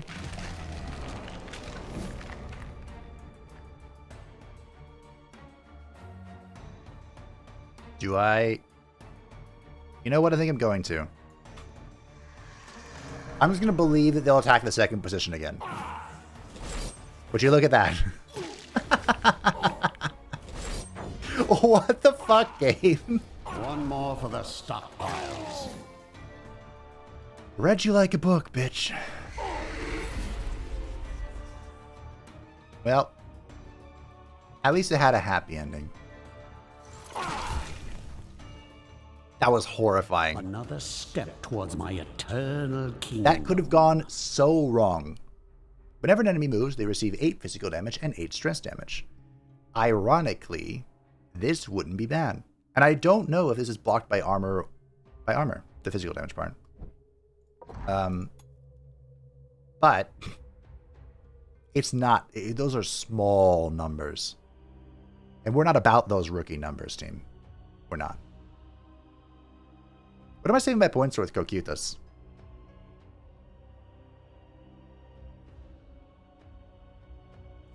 More HP, probably. Maybe the block and ward even. Slake is coming up. Yeah. It's fine.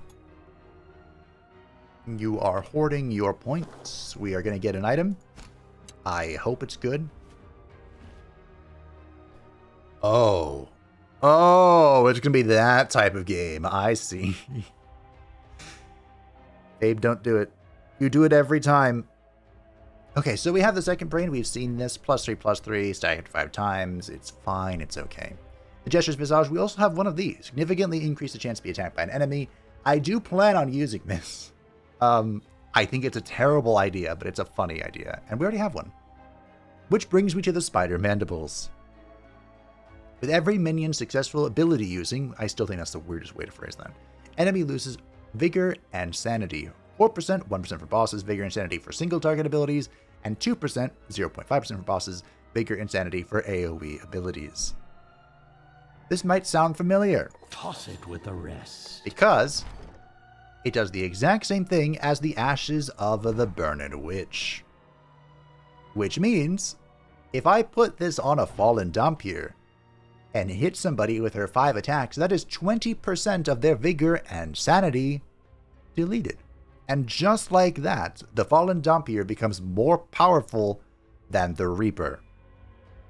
However, she doesn't have the support capabilities, and I'm still scared.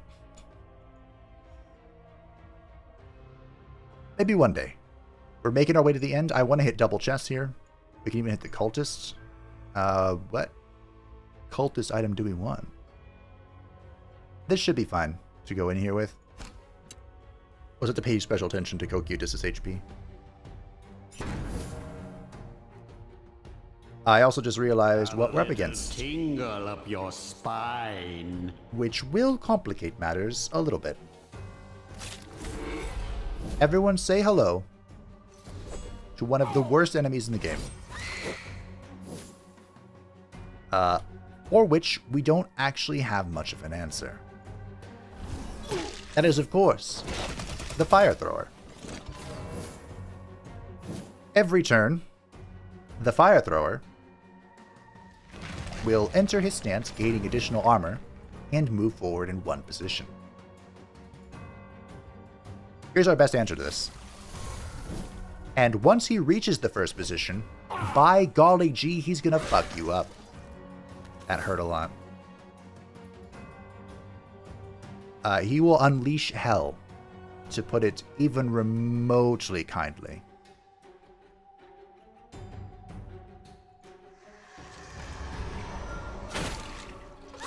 You were supposed to hit me. I believed in you. And you betrayed me. Toss them in with the rest. Fuck, fuck, fuck, fuck. I could use Crushing Bones right about now.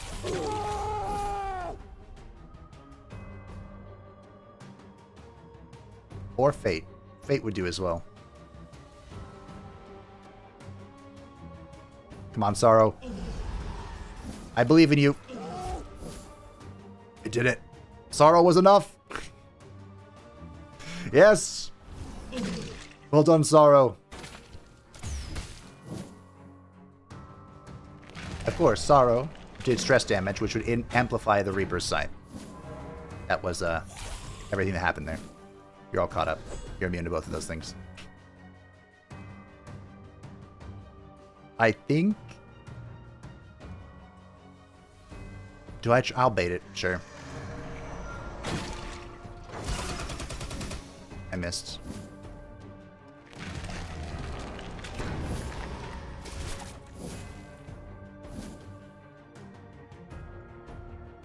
Strength through pain. Okay. No, that moves you backwards. No accuracy. Less accuracy.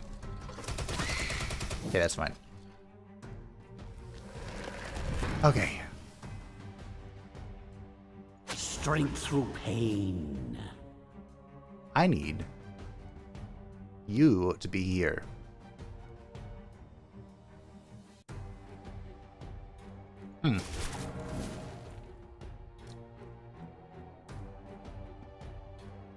That does complicate matters. Please don't die, Cocutus. Okay. Well, he didn't die. So there's that.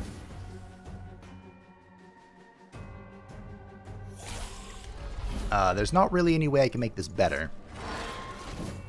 Besides just, you know, chilling. Oh, he's going to... Okay, right, the Venom. As your suffering ends, your service begins. Had the Venom planned. Oh, Gunner's level 15, nice. So, at level 15, you can upgrade your Ultimate or your Wrath ability. And for the Bone Daddy,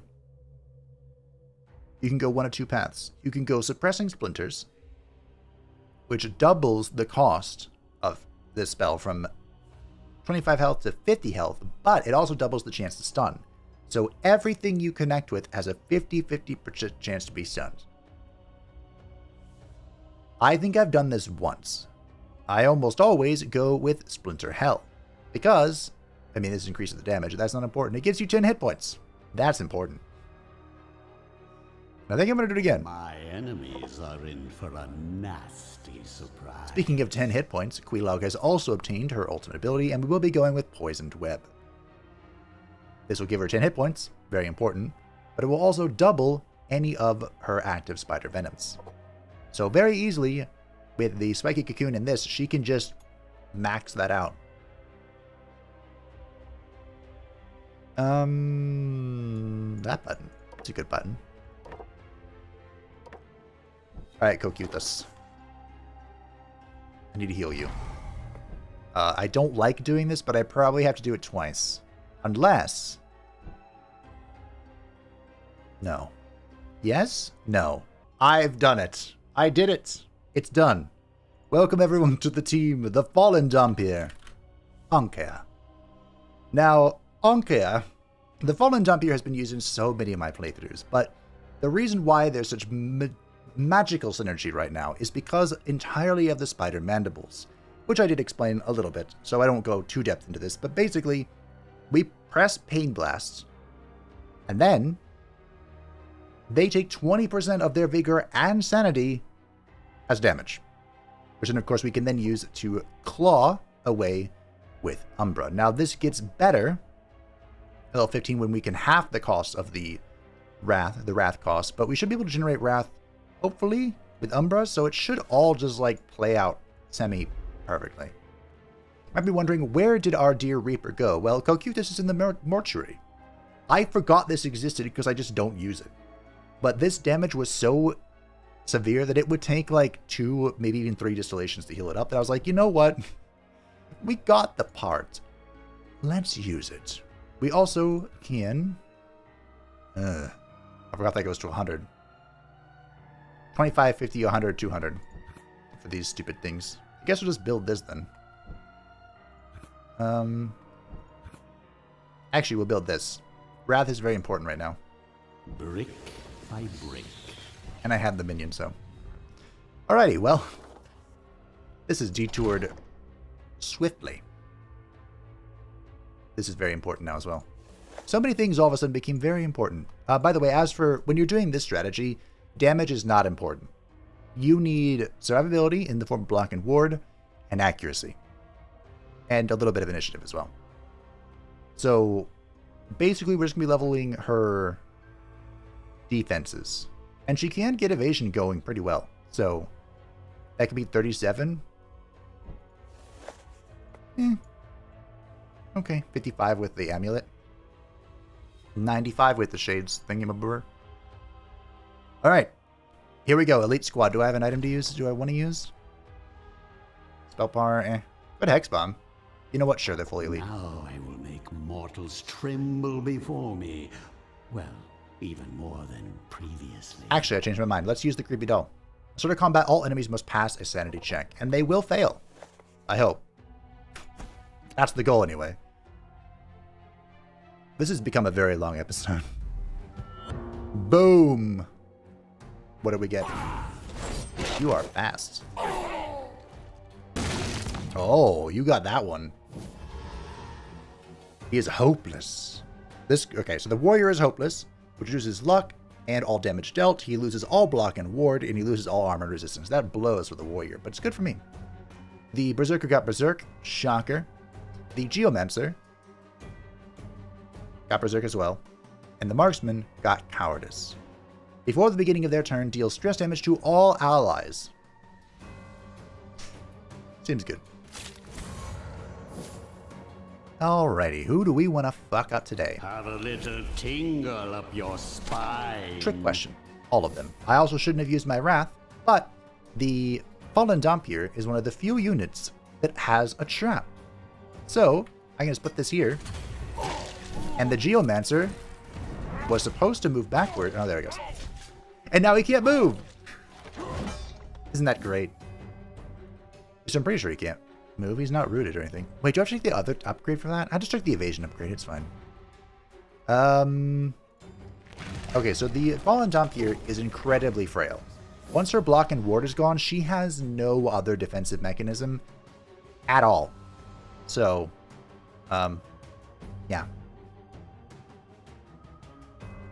I'm going to go ahead and sorrow you. Extinguish hope. What am I doing? I guess I'm spitting? Cursing? Spitting? Cursing? Sure. Hope there will still be enough left to reanimate. Look how little damage that did between the armor and the damage reduction. So now I should be able to Reaper to claw you. Beautiful. And now the volley begins. Oh, look at that damage. Look at it. Yes. Good, Anakin. Good. That is so insane. It's been a long time since I've gotten Spider Mandible's Fallen Dhampir. I said I do it every playthrough, but usually what happens is I get the ashes and the Kuropaw. which is the same thing as Ashes, but it adds a curse instead of the A ignition. sad display for mortal kind. We got Mimir as well. Look, Cocytus is leveling up without me having to spend any resources. Umbra is level 15, which means, you know what it means. The Deep Shadows have become the Hungry Shadows. We gain 4 evasion, which is all well and good, and it now increases the percentage base damage from 30%, bosses 5, to 40%, bosses 8. Still not great for bosses, but that is going to be amazing. The other upgrade just reduces his wrath cost by 10, but fun little fact I haven't mentioned yet. We are grabbing Hungry Shadows. Serve me well, my minion. In the Ire tree, which I am currently ignoring, which maybe I'm not anymore, Overwhelming Ire, ultimate abilities and minions cost 10 wrath less, meaning, that's right, with this upgrade, this will cost a whopping 10 wrath. All of that damage for 10 wrath. So yeah, I think I'm going to save for that now, because we're almost there. And you are waiting. Still. Yet. Again. Could I get more initiative? I feel like you need more initiative, honestly. I guess we can grab this. Let's build ourselves a zombie. The zombie is a peculiar creation. I love this skin. Because the zombie's just... he's a good unit, but he's also a strange unit. Much like the Fallen Dompier, not very resilient. Although he can get the highest resistance in the entire game. So that's fun. You know, if you have enough level ups and stuff. What is this? Baseline? 26? 27? 28? 29? 31? If you go all in on it.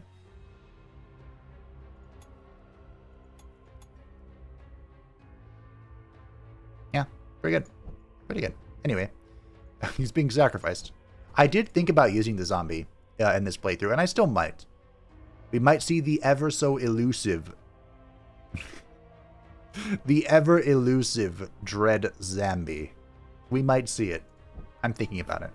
But anyway, for now, he's going to go be parts. Infused with soul. And we are going to go get another item. What item shall it be? Which artifact will Eratus wield today? The Vagrant's Rags, which just increases our parts, our rare part, Fine Chance. The Lancet is a weapon that gives 14 spell power. Again, it's okay. Or the Glass Dagger. All minions gain 15 accuracy and 15 damage until the battle ends. Dark collecting. Until they're punched. That will at least have a use. Alrighty dighty. Yoink. I think we've seen everything on this floor now. Now with our wrath, I could... I'm gonna chill. No, I'm not. Yes, I am. We chill. We big chillin'. And just like that, things went sideways. Okay. I have to kill you now.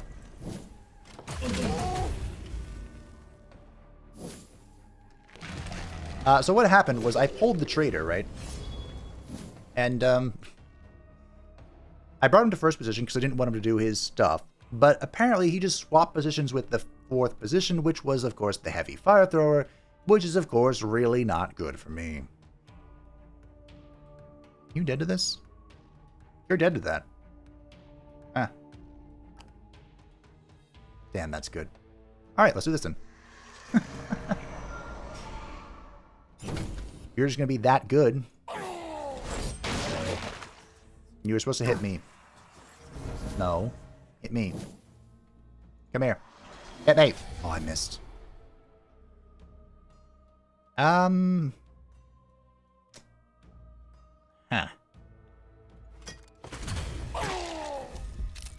Yeah. One less annoyance in the world. That's not really what I wanted. 65% accuracy. Have a little tingle up your spine. Hello. Don't hit me. Now you hit first position. I see how it is. Can I stop missing? That'd be great. Extinguish hope. Please kill it. Thank you.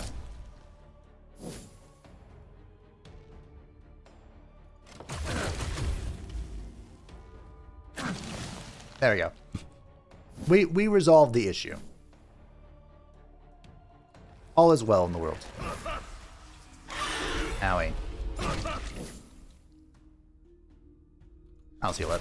Whatever. Yoink. And goodbye. Yep.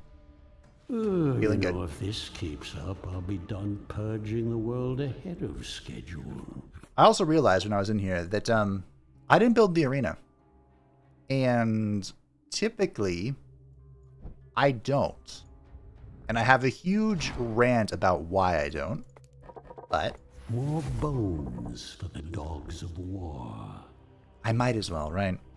So, training at the arena means gain 10 experience plus 30% of the experience from the current level after combat. But this was designed for an earlier day, like when minions didn't level quite as quickly as they do now. So, I find in my experience, this falls behind quite dramatically. But I suppose for keeping things up ever so slightly, it's still okay. While this place is intended to be a training ground for my minions, the fights themselves have proven to be a rather entertaining time waster. It's not great. I wouldn't recommend building it. But, you know, it could do something. With 4 talent points, we can get our first ultimate tier 4 thingy. And we're going to grab Overwhelming Ire to reduce the ultimate ability costs. It will be a messy slaughter. Meaning this needs to go. Eventually. Is there a cultist item I want? Probably want a second Void Flame. Okay, that'll do. This is the Fallen Dampier item, by the way. I don't like it. Basically, as they get hit, they gain a stacking buff that stacks up to 8 times, that they take 5% less damage. Nah. And of course, we have the Venom Spike, which we've seen before, but we're going to grab Void Flame. Because I am going to use more Shades. Eventually. I promise. Let's grab Mimir. It embellishes my undead features. This is basically the book, but for our minions instead. So. Cocutus is missing out on it, but... Okay. Look at all that block and ward. Now, one of the benefits of...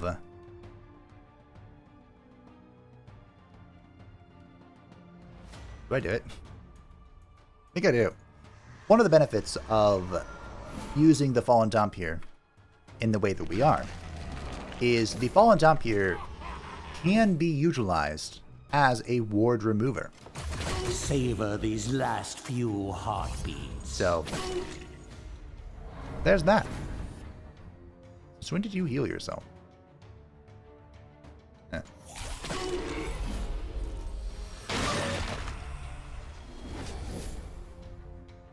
That is annoying. That is an impressive amount of evasion.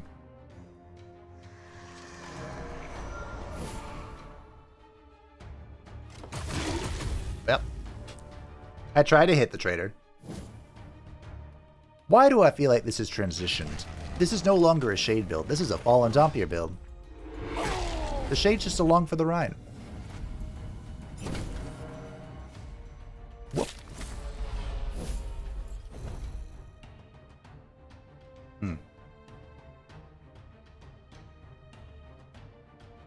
Okay.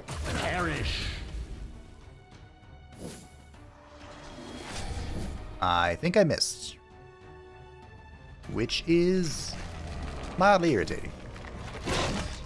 Remember, the reason he has so much evasion, I mean, besides the fact that the traders have a lot of evasion, is that we're giving him 18. So, it's kind of my fault. But also his fault.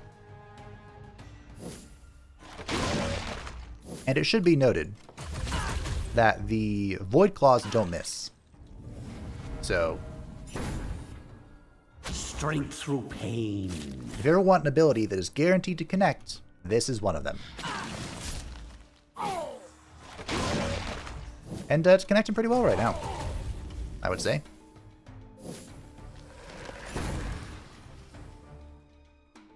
I don't even need to move. I can claw from here. No, I can't. Cannot claw from here. It's in. Ooh, I hope there will still be enough left to reanimate. Yeah, okay.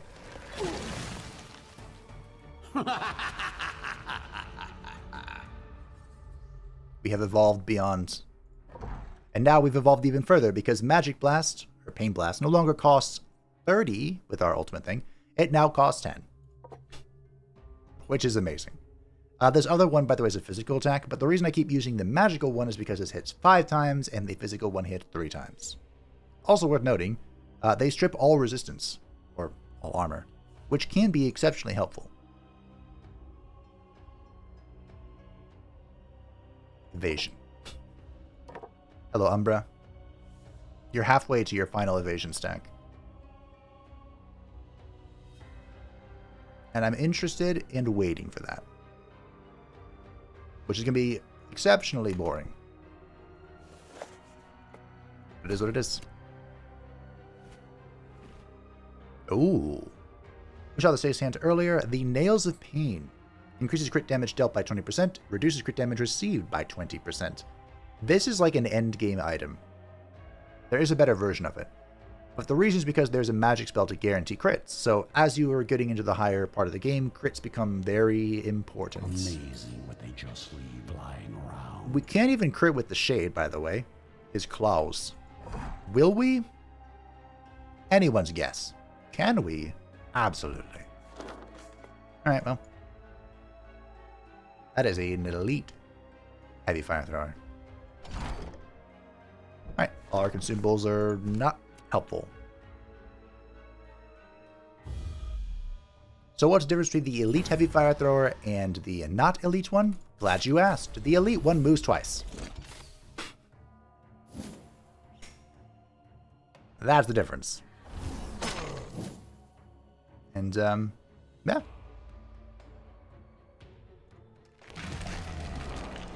Also, it hurts more. I'm 1 wrath short. Rude. Rude. Take everything Dead. from those you defended. Yoink. Dead. Yoink. Dead.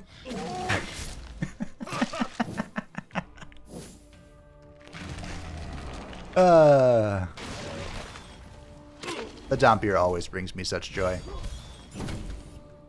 I've missed this.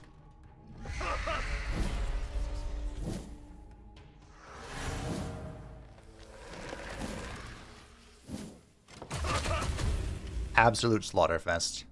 Panic. Dead. Yeah. Suck, bro. You double missed. Impressive. And now I claw you to death. Hey. Mine is the winning side. We finally found the damage. We were leaning on the Reaper for so long, and now we just have it. Is it too much? Maybe, but we have it. So if I really wanted to do more damage with like the baseline of this ability, it'd be luck. It's critting. Because she can get an unholy amount of luck. You can make it so each bolt has a 50% chance of critting.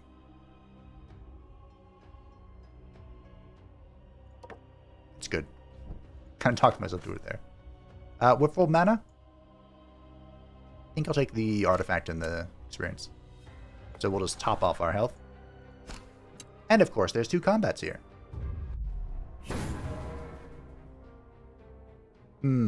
That is an elite oracle.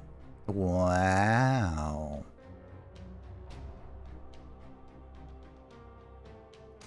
I'm in delay. Rude.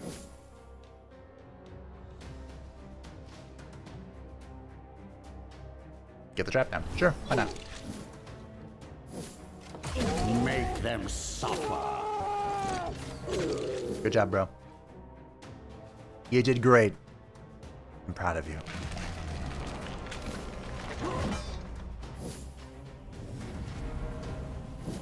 Do I want to use spine? I mean, I'll put it down. Have a Sure. little tingle up your spine. I don't think I need it, but it's there.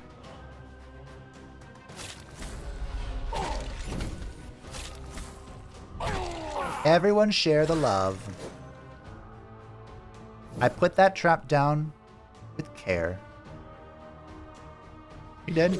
Nope, not dead. I mean, you're dead now. Punk. Ooh, this one voided its bowels just as it died. Oh, I need to kill her. It's whatever.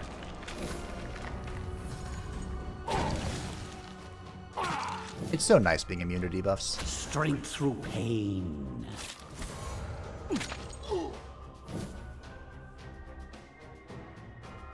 I think I can kill her? I can kill her. This will be your... Hey. Let's go, Ankea. Oh, I got the brain flask. That guarantees that we'll find a brain in the next combat. And I think it's locked to the level you found it at, but I'm going to hold it just in case. Oh my. The ladle, I believe this is a weapon. Increases the chance to receive flasks by 25%. I haven't even talked about the potions. The mist robes, all enemies lose 18 accuracy until the battle ends. And the science mantle. Each round of combat, Eratus can use an additional potion. Now the mist robes, we could use this to negate the benefits we're giving the enemies from the spirit necklace. We could do that. No, we couldn't. We could do this to double the effectiveness of our evasion from the spirit necklace. Which, now that I've said that out loud, I want it. The science mantle, however, is exceptionally good. Each round of combat, Eratus can use an additional potion. And it's exceptionally good against bosses specifically. The last boss extra especially. But I will grab the mist robes because I just don't use it. I'll take it as tribute. And we'll use it now. It embellishes my undead features, no? So we're giving the enemies additional evasion and giving ourselves additional evasion, but now we're taking away enemy accuracy so they're less likely to hit me. We have 2 talent points as well. What are we doing with these?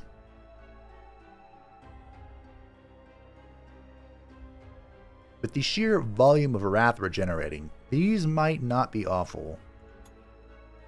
I think I want to stick to this plan. Get blind. So just, I don't use it. And I want to.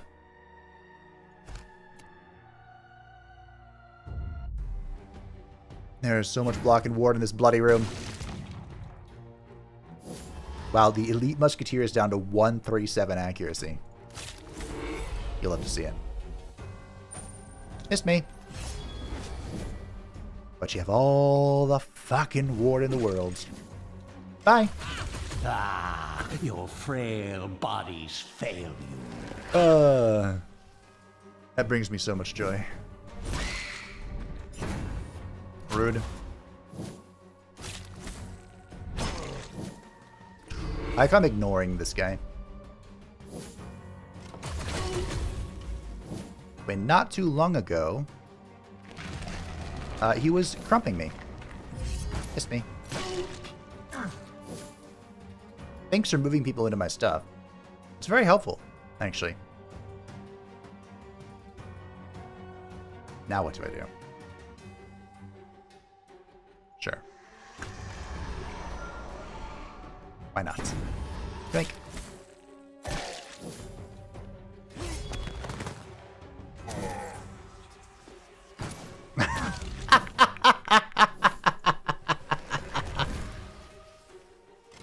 Take everything from those you defended.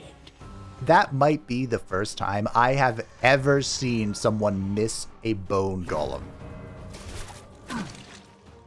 That just doesn't happen. Please don't die. Should have thought about that longer than 10 seconds. Oh well. A predictable outcome. Ah well. Ooh, the gambling chip. And a blue heart. Who has a heart anymore? We're almost there, Umbra. You have a heart. Congratulations, Ankea. Now it's blue. Because I love you so. Grab that evasion. You've deserved it. You've earned it. Right, we have 112 Digger's Souls, which means we need a Lost Soul to give me more artifacts. How easy it is to deceive the living.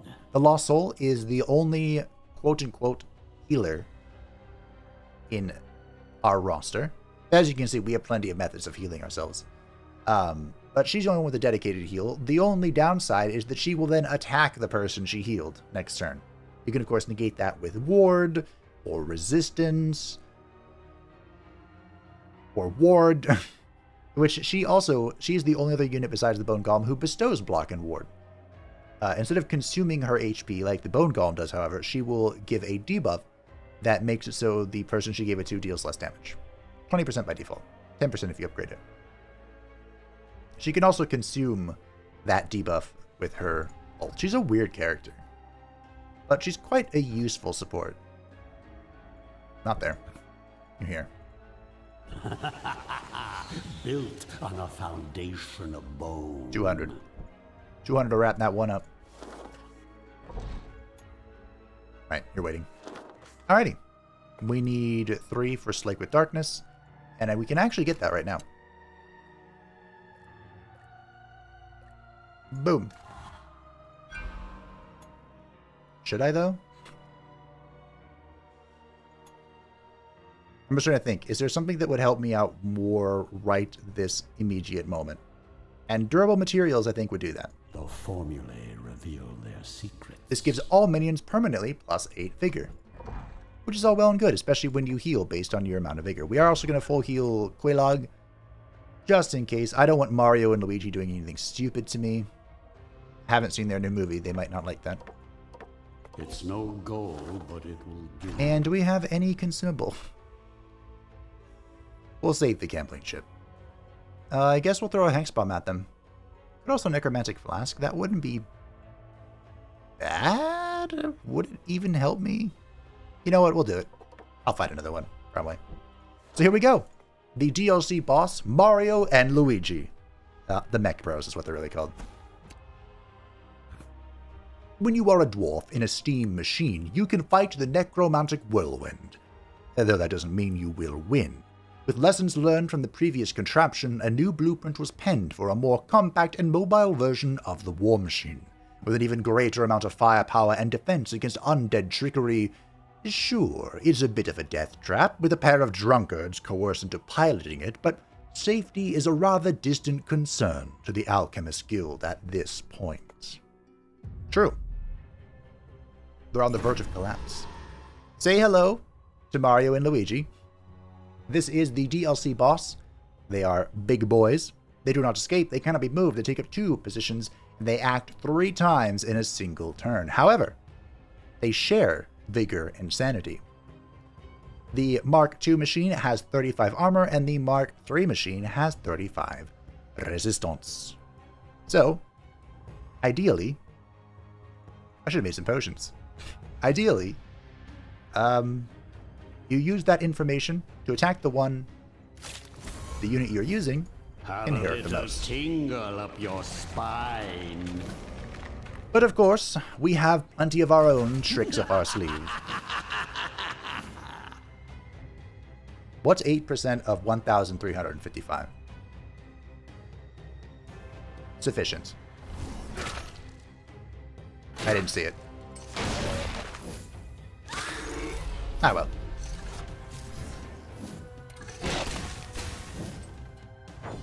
This is gonna hurt.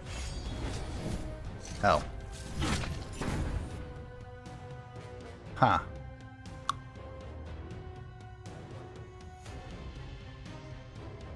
Do I just do this? No, we just cocoon.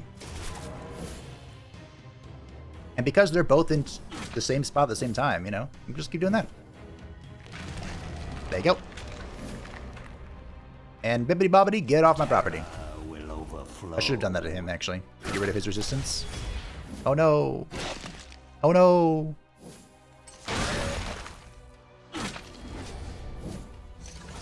For the record, this is the easier of the two bosses, in my opinion. I think the Inventor is way more annoying. We're also set up beautifully to deal with this bitch. So, it's really just the best of all worlds.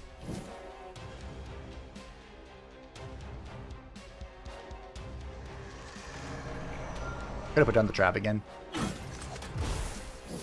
But remember, that trap is based off... Really? Now you hit the first position? Oh my goodness gracious. That trap is based off current HP. So as they get lower and lower, weaker and weaker... You will soon embrace your new existence. Dead.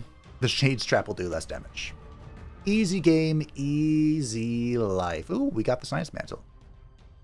And the spiked rings. These are amazing. With the spiked rings and the horn that we have, we can generate 22 wrath per turn. And that's not even taking into account what the Shade is doing. So that's a great combo. We also got the Glutton's Tongue, which is amusing, and a purple heart. Who even has a heart anymore? So, everyone leveled up. Felicitacion. The Glutton's Tongue, at the start of battle, increases damage dealt by 0.1% for each available part in the chamber of Eratus. So you need 100 parts total, which I think we exceed. You can see all your parts up here at the top of the screen. To match the baseline damage increases, like from the Sadist Hand, the Misericord, the Gem thingamaboober. I totally remember what it's called. That thing. But you can actually get this to scale beyond any other item in the entire game if you use this guy, the Headhunter. Level 15 plus, you can get Profitable Bounty. So if you kill someone with his Wrath ability, you'll gain an additional part for each person that you kill. So you can actually like target farm parts using the Headhunter to make the Gluttonous Tongue, which is the most ridiculous thing you've ever seen. I think I've gotten it up to like 35% damage bonus, I think. But everyone has leveled up. Carnunos is not getting more stats. The final talent for Carnunos is going to be... You know what? Let's get Annihilation System. This is the self-destruct button. I never press this. But basically, if your Bone Golem is dying, if all is against you, if all hope is lost, you can press this button and you will deal damage based on the Bone Golem's missing HP. And it's a lot of it as well. Typically I go for I'll be back, with my logic being, if I have to press this button, I'd rather have a 50% chance that my Bone Golem comes back, because he self-destructs, basically. But, just for fun, and, you know, 4% 4 accuracy, let's go with Annihilation System. So if I have to press this button, things are going to explode. Now, prove yourself worthy of my investment. Quelaag is one level away from more vigor, and I think we wait for that. And for her final talent, we will gain... Arachnid Swarm could be good just because it ignores armor, but we're not really doing that. So we're going to grab a Spider Swarm, mostly for the 5 accuracy. 140. And for Umbra's final talent, we can either improve Dark Portal into Dark Channeling, or into Dark Gate, but I'm going to go Dark Channeling. That gives me 4 more mana, but more importantly, +2 attack. Remember the claws nowadays, and for the past while, scale off your attack, as well as our feature, which hopefully we'll be building more and more around. I'm going to do it. We're going to use Digger Souls to upgrade this dust into a blue dust so we can cap off our evasion. It is maxed 54 evasion. You'll have to see it. We'll even get some more initiative. Now you could say, but Fabe, you were already hitting 100% evasion and it can't go above that. You're right. But that was while I was using this ability, the Grand Deception, which as you can see, the Shade does a lot, so he doesn't always use it. So it's better to be safe than to be sorry. For Ankaea, she did not level up enough to get that. But for her final, not final, but for her next upgrade, I think we wait. Get the next evasion on the next level up. And that Probably wait for Slake for time. I do like Necromancy as power. In fact, I like all of these. Scalpel Artist helps too, building the Glutton's Tongue. I don't think we're going to need Dark Enlightenment with how much Wrath we have coming our way. Unfortunately, we can't equip the Spiked Rings because that it goes over the Shackles. I mean, we could if we're feeling bold and brave and not afraid of inspiration. But Shackles is the safer choice. But anyway, that is the Dwarven Tunnels conquered. What a long episode. I don't know how long this is going to edit down to be, but it was 2 hours and 39 minutes of recording time. Ooh. Ankhya is back. I'm really enjoying this combo. But we are approaching the time when I can pivot into the Shade shenanigans. I might wait one more floor now that we have a new build going. So that I can be fully secure and safe in my knowledge that I'm going to dunk on people with multiple shades. But thank you all for watching. I hope that you enjoyed this very long episode. Thank you to the patrons and the channel members who support the channel. I greatly appreciate you. And if you would like to stay updated on the channel, feel free to join the Discord description down below. And I will see you next time as we march forth into the mercenary barracks, where all the lambs have gathered before the butcher. Bye.